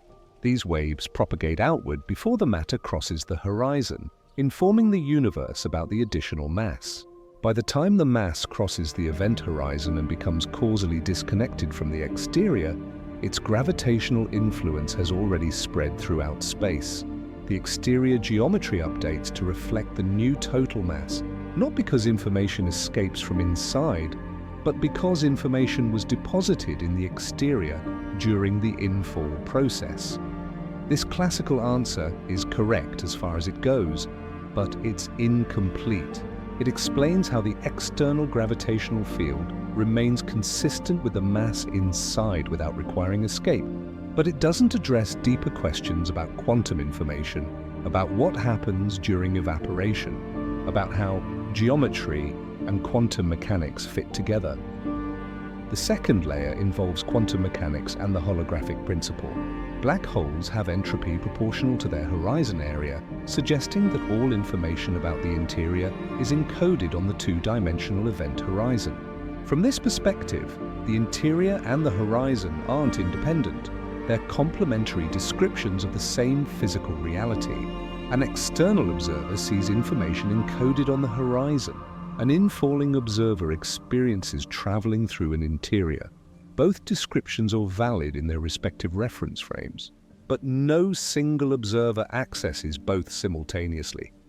The gravitational field exterior to the black hole is determined by quantities, mass, charge, angular momentum that are encoded in the horizon's quantum state. Measuring the external gravitational field means probing the horizon's quantum information. Gravity doesn't escape from an interior because, from the exterior perspective, there is no independent interior. Only the horizon with its quantum microstructure determining all observable properties. This quantum answer reveals that our classical intuition about interior versus exterior is misleading. The event horizon isn't a boundary separating two regions. It's the physical system itself, with different observers having complementary views of it. Information falling in doesn't get trapped in an inaccessible interior. It gets encoded in the horizon's quantum state, from which it gradually escapes as Hawking radiation through quantum fluctuations. The third and deepest layer suggests that spacetime itself is emergent from quantum information and entanglement. In this view, the geometric picture of a black hole with an interior, horizon, and exterior is an approximate description valid at classical scales. At the fundamental level, there's a network of entangled quantum degrees of freedom. What we call gravity is the collective behavior of this network, manifest as curved geometry in the classical limit. What we call the event horizon is a region where entanglement structure changes dramatically.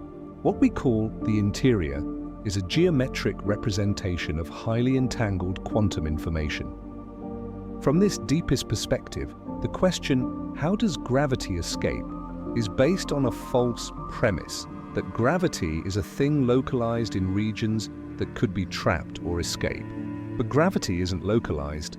It's a global property of how quantum information is organized throughout the network we describe geometrically as spacetime. The black hole's mass affects external objects not because gravitational influence propagates from inside to outside, but because mass is a collective property of the quantum network state, and that state determines the emergent geometry everywhere. So which answer is correct?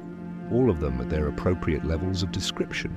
For an engineer calculating satellite orbits, or a physicist modeling gravitational waves, the classical answer suffices: gravity is space-time curvature determined by mass-energy distribution, and black holes curve external space-time based on their total mass without requiring escape from the interior. For a quantum physicist studying information theory or black hole thermodynamics, the holographic answer is essential. Information lives on boundaries, and interior-exterior distinctions are reference frame dependent. For a theoretical physicist pursuing quantum gravity, the emergent space-time answer points toward fundamental truth. Geometry and gravity emerge from quantum information dynamics. Dr. Netta Engelhardt, whose recent work on quantum extremal surfaces has advanced our understanding of black hole information, puts it this way: we've learned that the right answer depends on what you're asking. Classically, gravity never needed to escape. Quantum mechanically, information is preserved on horizons and in radiation. Fundamentally, space-time emerges from quantum entanglement, dissolving the paradox entirely. These aren't contradictory, they're different levels of the same story. The progression from classical to quantum to emergent understanding mirrors physics' historical development. Newton described gravity as an attractive force, useful and accurate for most purposes, but ultimately wrong. Einstein revealed gravity as curved space-time, deeper and more accurate, explaining phenomena Newton couldn't, but still incomplete. Modern quantum gravity research suggests even Einstein's space-time is emergent from something more fundamental. Each level of understanding doesn't invalidate the previous one. It clarifies its domain of applicability and reveals deeper principles. Our original question, if light cannot escape, how can gravity? Contained hidden assumptions that made it paradoxical. It assumed gravity is something that escapes, something localized that needs to get out.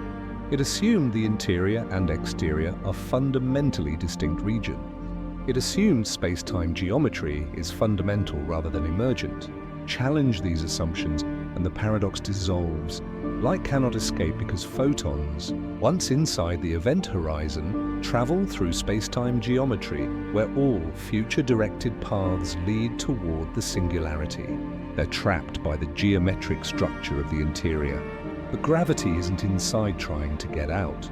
Gravity is the geometric structure itself, the curvature determined by the mass configuration. In the quantum picture, gravity is information encoded on the horizon. In the emergent picture, gravity is the macroscopic manifestation of quantum entanglement patterns.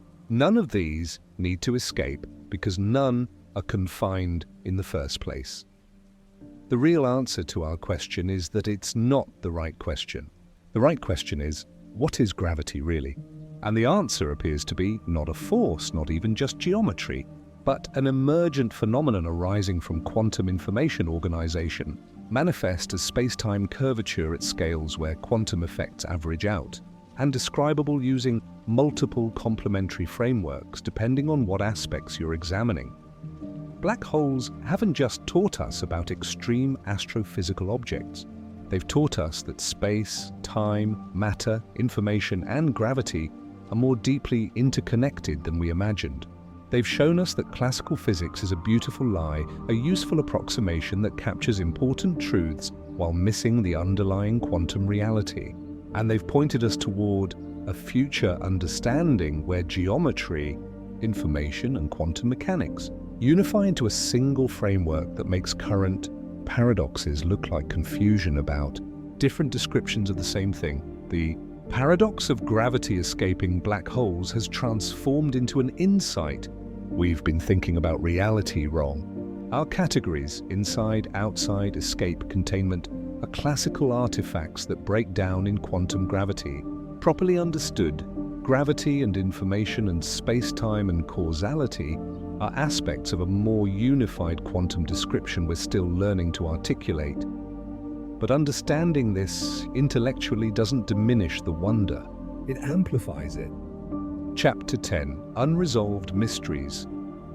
Understanding that gravity doesn't need to escape because it's either space-time curvature, horizon-encoded information, or emergent from quantum entanglement, this resolves the paradox at a conceptual level.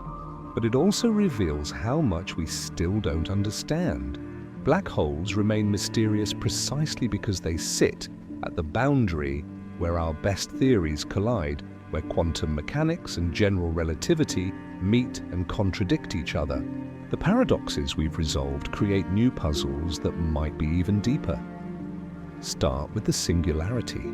General relativity predicts that at the center of every black hole lies a point of infinite density and infinite space-time curvature. This is the singularity, and it's where the equations break down completely. Infinite values in physics usually indicate that your theory has reached its limits. You're asking questions it can't answer. At the singularity, general relativity essentially gives up and says, I don't know what happens here. Quantum mechanics should resolve this.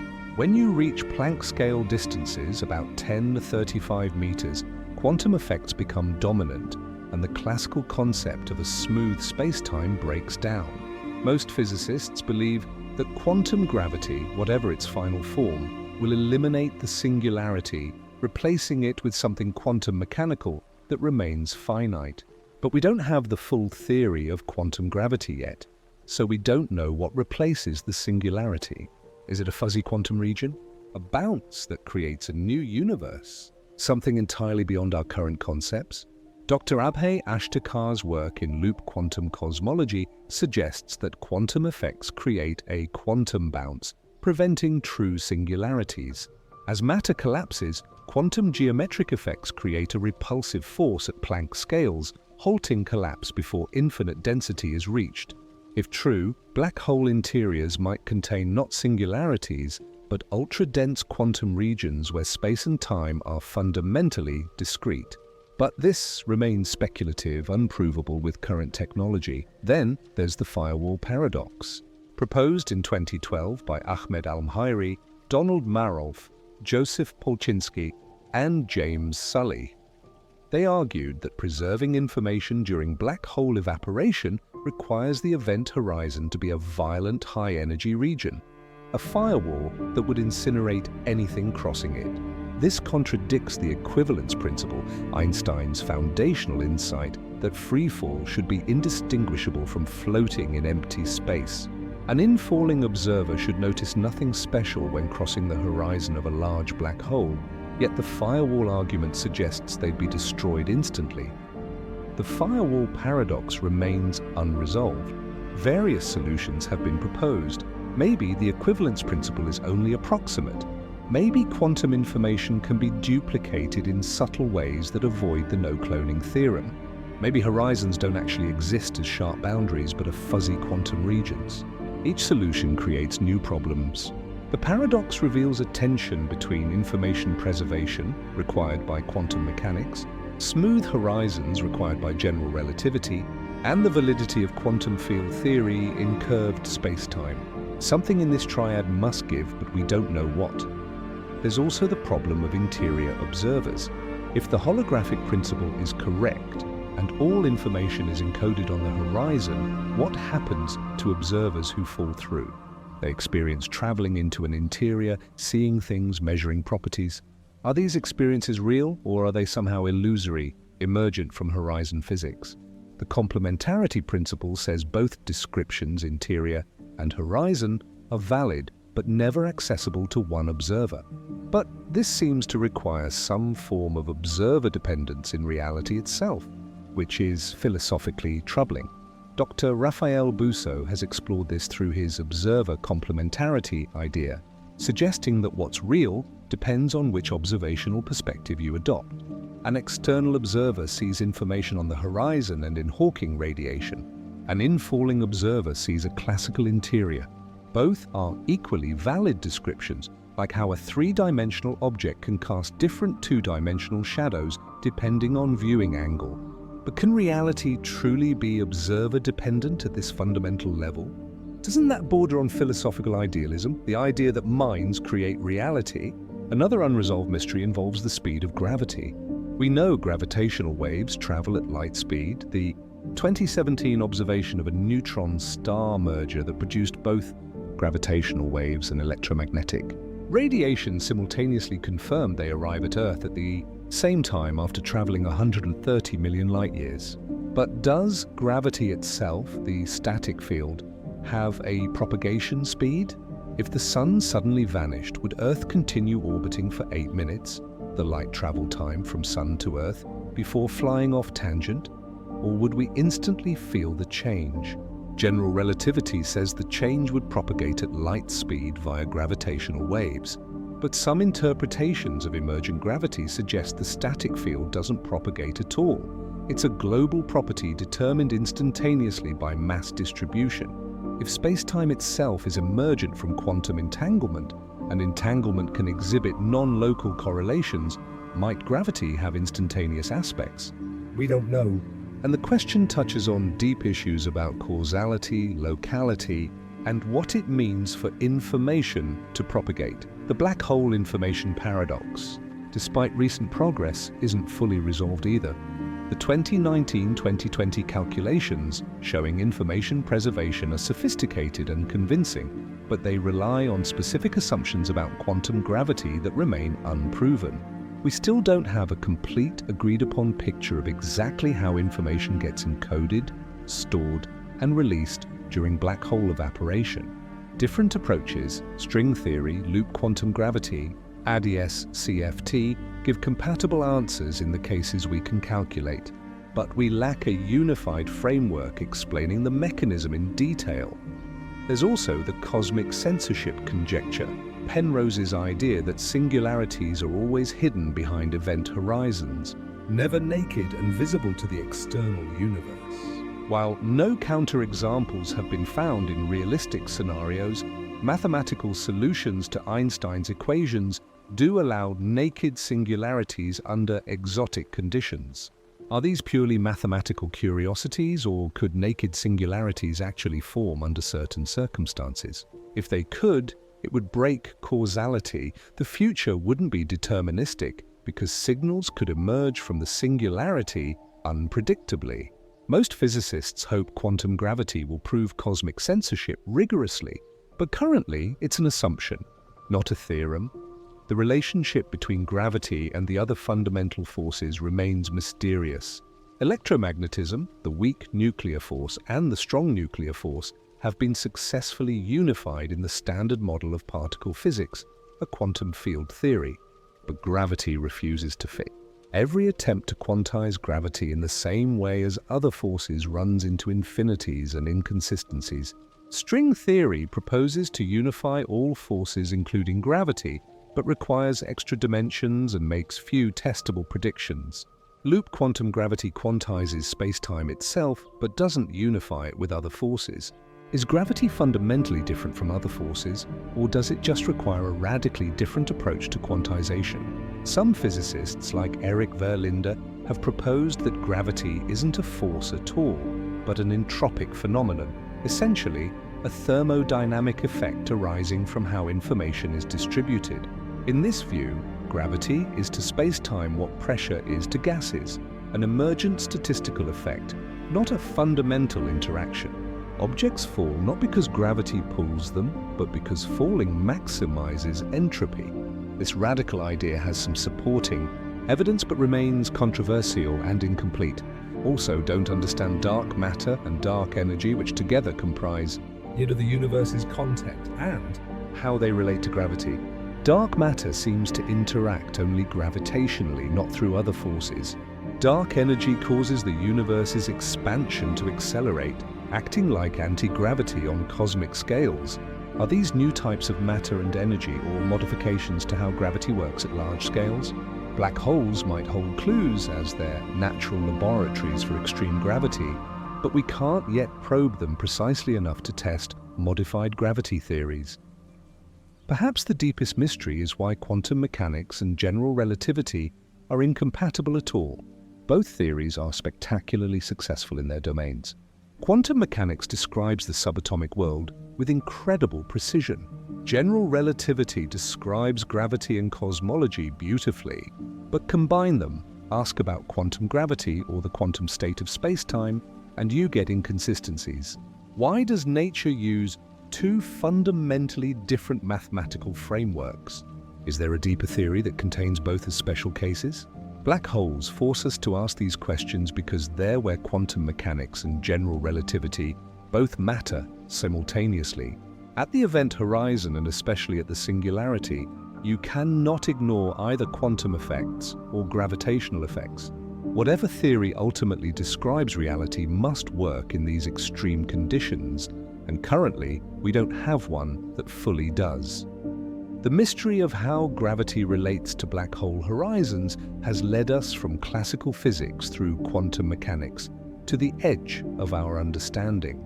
We've resolved the original paradox: gravity doesn't need to escape, but in doing so, we've uncovered deeper questions about the nature of space, time, information, and reality itself.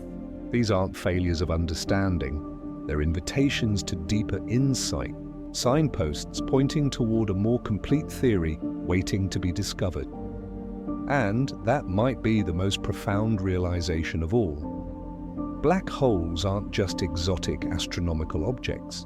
They're windows into the fundamental structure of reality, showing us where our current understanding breaks down and where new physics waits to be found. Chapter 11: Beyond Black Hole. The question of how gravity escapes black holes turns out to be a doorway into something far larger, a complete reimagining of what reality is at its deepest level. The answers we've explored don't just apply to black holes. They have implications for everything: how the universe began, how it might end, whether time is fundamental, whether space is real, and ultimately what we are. If space-time emerges from quantum entanglement, as CFT and related research suggests, then the Big Bang wasn't an explosion in space. It was the emergence of space itself from a quantum information substrate. Before the Big Bang, there was no before because time is emergent. There was no space waiting to be filled. There was only quantum information in some highly entangled state, and space-time crystallized out of it like ice forming from water.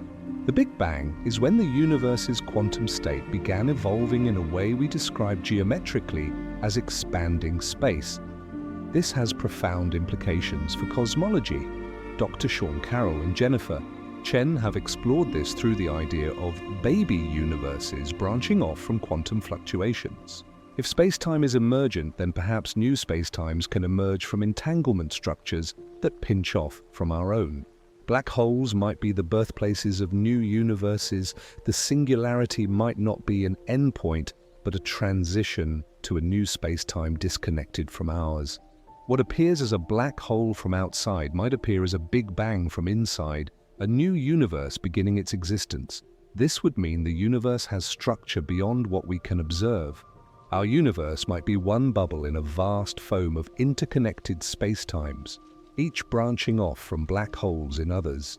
The multiverse might not be a collection of separate universes, but a connected quantum information network, where different geometries emerge from the same underlying quantum substrate. We'd be embedded in something far more vast and strange than we've imagined. The holographic principle has implications beyond black holes too.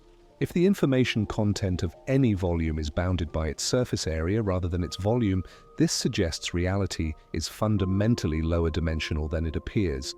We experience three spatial dimensions, but perhaps the true information content is two-dimensional, and the third dimension is a holographic projection. Some versions of string theory and quantum gravity predict exactly this. We're living in a holographic universe. Three-dimensional illusions of a two-dimensional reality. If true, this means the universe is much more like a simulation than we thought, not in the sense of being computed by something external, but in the sense that our experience of three-dimensional space is a rendered image of two-dimensional data like a video game rendering 3D graphics from 2D pixels.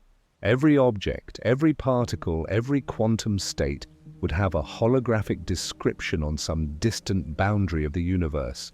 Your hand reaching out to touch something isn't fundamentally a three-dimensional event. It's information processing on a two-dimensional surface, experienced by you as three-dimensional contact. This sounds like science fiction, but it's being taken seriously by leading physicists. Dr. Brian Greene has written extensively about how holographic principles might explain why the universe appears fine-tuned for life.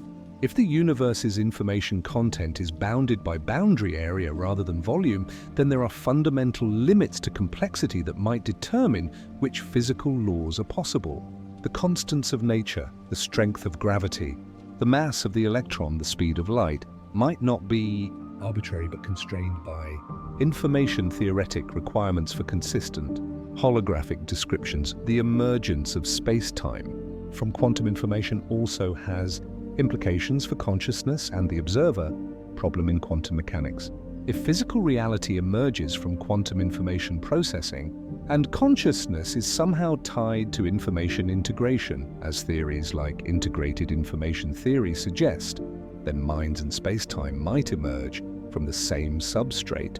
Consciousness wouldn't be happening in space and time. Space, time, and consciousness would all be emergent descriptions of quantum information dynamics. This doesn't mean consciousness creates reality in any mystical sense, but it does suggest that the boundary between observer and observed might be less sharp than we think. When quantum mechanics talks about measurements collapsing wave functions, it's describing how quantum information changes when systems interact and become entangled. If space-time itself emerges from entanglement, then the act of observation, which is really just quantum entanglement between observer and system, might literally shape the emergent geometry. Your consciousness doesn't create space, but conscious observation is a form of entanglement, and entanglement determines emergent space-time structure. Dr. Carlo Rovelli has explored this through relational quantum mechanics, suggesting that quantum states are always relative to observers. There's no absolute state of a system, only its state relative to something else. If this extends to space-time, which is already relative in Einstein's relativity, then geometry itself might be relational. Space and time would be relationships between quantum systems, not containers in which they exist. Black holes push this to extremes.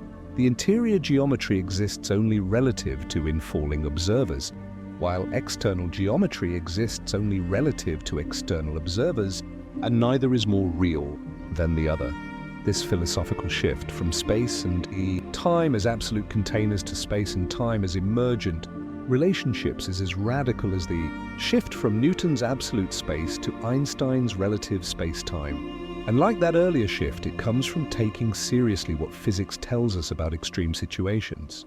Black holes aren't just astrophysical curiosities. They're natural experiments revealing reality's deep structure. The practical implications might be centuries away, but they're tantalizing. If we truly understand how space-time emerges from quantum information, could we manipulate it? Could we create artificial event horizons, wormholes, or even baby universes? Could we engineer space-time the way we engineer materials by controlling the underlying quantum information structure? This sounds fantastical, but it's the logical endpoint of understanding space-time as emergent rather than fundamental. More immediately, understanding black hole information processing could revolutionize quantum computing. Black holes are the universe's most efficient information processors, packing maximum entropy into minimum volume.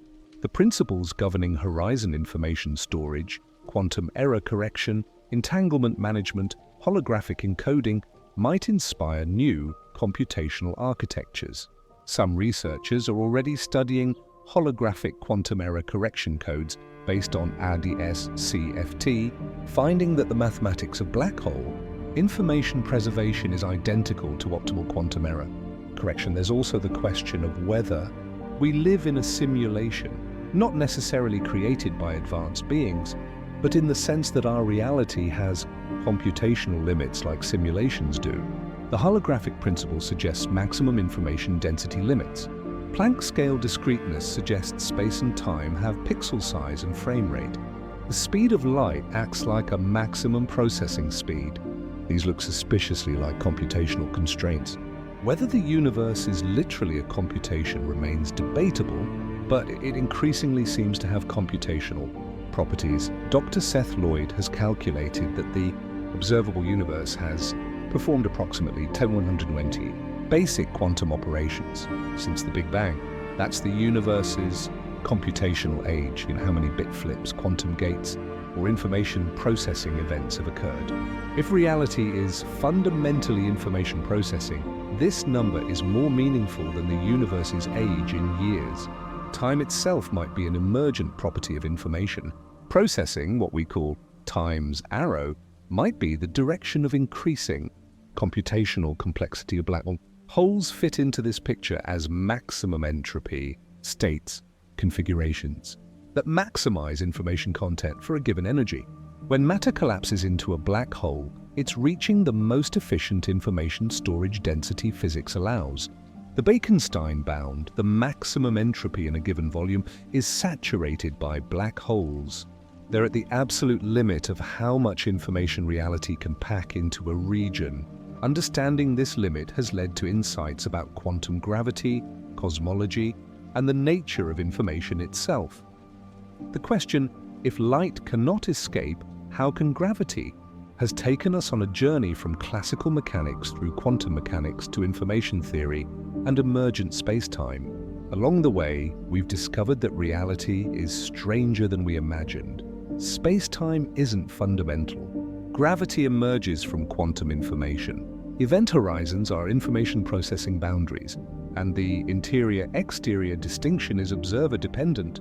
These aren't just abstract physics results, they're insights into the deep structure of existence. We've learned that the right answer depends on the level of description. Classically, gravity is space-time curvature that doesn't need to escape. Quantum mechanically, information is holographically encoded on horizons. Fundamentally, space-time and gravity emerge from quantum entanglement patterns. Each level is valid in its domain, and together they paint a picture of reality far richer and stranger than everyday experience suggests. But perhaps the most important lesson is about the nature of scientific progress itself. We started with a paradox, an apparent contradiction between what we know about event horizons and what we know about gravity. Rather than dismissing it or forcing a resolution, physicists took it seriously, following the logic wherever it led. That path revealed that our conceptual framework was inadequate, that our categories, inside, outside, escape, trap, space, cheat, time, were classical approximations breaking down at extremes. The paradox wasn't a problem to be solved within the existing framework. It was a signpost indicating that the framework itself needed expansion. Every major advance in physics has followed this pattern, taking apparent contradictions seriously, refusing to paper over them with ad hoc solutions, following the mathematics wherever it leads, even when it contradicts intuition. The paradox of black holes and gravity is the latest in this grand tradition, and it's pointing us toward a revolution in understanding as significant as quantum mechanics or relativity. We don't have the final theory yet. Quantum gravity remains elusive, and many mysteries remain unsolved. But we've learned enough to know that reality is not what it seems. Space is not a stage. Time is not a universal clock. Gravity is not a force. Information is physical. Geometry is emergent, and consciousness exists in, or perhaps as, a universe far stranger and more beautiful than our ancestors could have conceived. The question that began our journey, how does gravity escape a black hole, has been answered. But like all good answers in physics, it raises deeper questions about what reality is, how we know it, and what it means to understand anything at all. Black holes haven't just taught us about gravity. They've taught us that the universe is more mysterious, more subtle, and more wonderful than we ever imagined. And that lesson might be worth more than any equation. Throughout this journey, we've discovered why a seemingly simple question, if light cannot escape a black hole, how can gravity? Leads to the deepest mysteries in physics. We've seen how the answer depends on which layer of reality you're examining. Classically, gravity doesn't escape because it's space-time curvature extending throughout the universe, not a thing trapped inside trying to get out.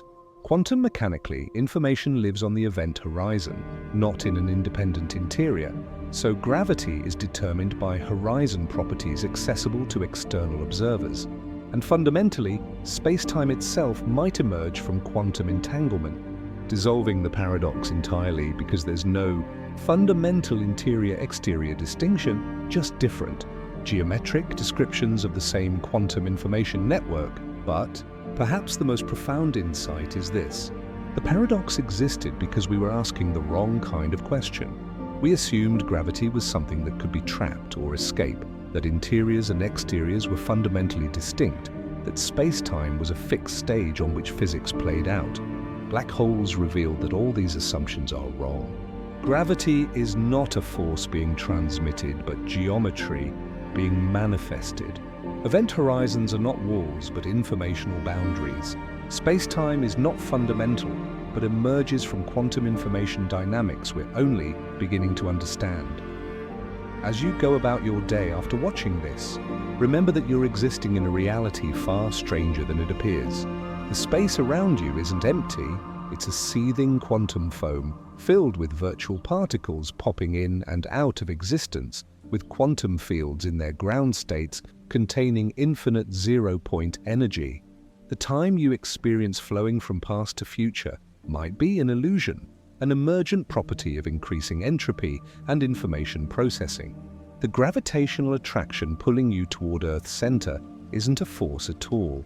It's you following a straight line through curved four-dimensional space-time, with Earth's surface accelerating upward to meet you. When you look at the night sky and contemplate the black hole at our galaxy's center, Sagittarius A, containing 4.3 million solar masses, with an event horizon the size of Mercury's orbit, remember that you're seeing something that challenges our deepest understanding of reality. That black hole is a region where quantum mechanics and general relativity collide, where information theory meets thermodynamics, where space-time geometry becomes so extreme that our best theories point beyond themselves towards something more fundamental.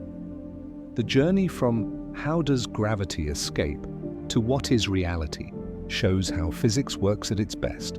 A paradox isn't a failure, it's an invitation to deeper understanding. The contradiction between event horizons trapping everything and gravity somehow affecting the exterior forced physicists to question assumptions, to dig deeper into what gravity actually is, to discover that space-time might not be fundamental. That information is physical, that geometry emerges from entanglement. The paradox was a gift, revealing that we had been thinking about reality incorrectly. You are not separate from this cosmic story. Your body is made of atoms forged in dying stars billions of years ago. The iron in your blood, the calcium in your bones, the carbon in your DNA, all were created in stellar cores and scattered across the galaxy by supernovas. You're a temporary pattern of information, organized complexity in a universe trending toward disorder, consciousness pondering its own existence. And the principles we've explored tonight, quantum entanglement, holographic encoding, emergent space-time, apply to you as much as to black holes. The question of how gravity escapes black holes connects to questions about consciousness, free will, the nature of time, and what it means for anything to exist at all. If space-time emerges from quantum information, and minds are information processing systems, then consciousness and cosmos might emerge from the same fundamental substrate. The boundary between observer and observed, between mind and matter, might be less absolute than we think. You're not in the universe, you're part of its information structure, an eddy in the quantum flow that gives rise to reality. The fact that we can ask these questions, that we can use mathematics and observation to probe the deepest structures of reality, that we can recognize the limits of our understanding and push beyond them. This is perhaps the most remarkable thing of all. We're patterns of matter that have become aware of themselves capable of contemplating the cosmos, of asking why anything exists, of discovering that space and time emerge from quantum information. The universe has arranged itself into a form, us, that can understand at least partially how it works. We don't have all the answers. Quantum gravity remains incomplete, many mysteries unsolved, fundamental questions unanswered. But we've learned that reality is far stranger and more subtle than everyday experience suggests. Black holes aren't just exotic objects. They're windows into the deep structure of existence, revealing that our familiar world of space, time, matter, and force is a classical approximation, a useful fiction, an emergent description of quantum information dynamics. If you made it this far, subscribe and give a thumbs up. Check out my video on what happens when black holes collide. I'm sure you'll love it. The more we understand about these cosmic extremes, the more we understand about the fundamental nature of everything, including ourselves. The answer to our question isn't that gravity escapes, it's that escape is the wrong concept. Gravity is already everywhere, encoded in geometry, manifesting as curvature, emerging from quantum information. The event horizon doesn't trap gravity because gravity was never inside trying to get out. The black hole is gravity, and gravity is space-time, and space-time emerges from quantum entanglement between the horizon and everything else. The interior we imagine, the exterior we inhabit, the boundary between them, all are emergent descriptions, different ways of organizing the same fundamental quantum information.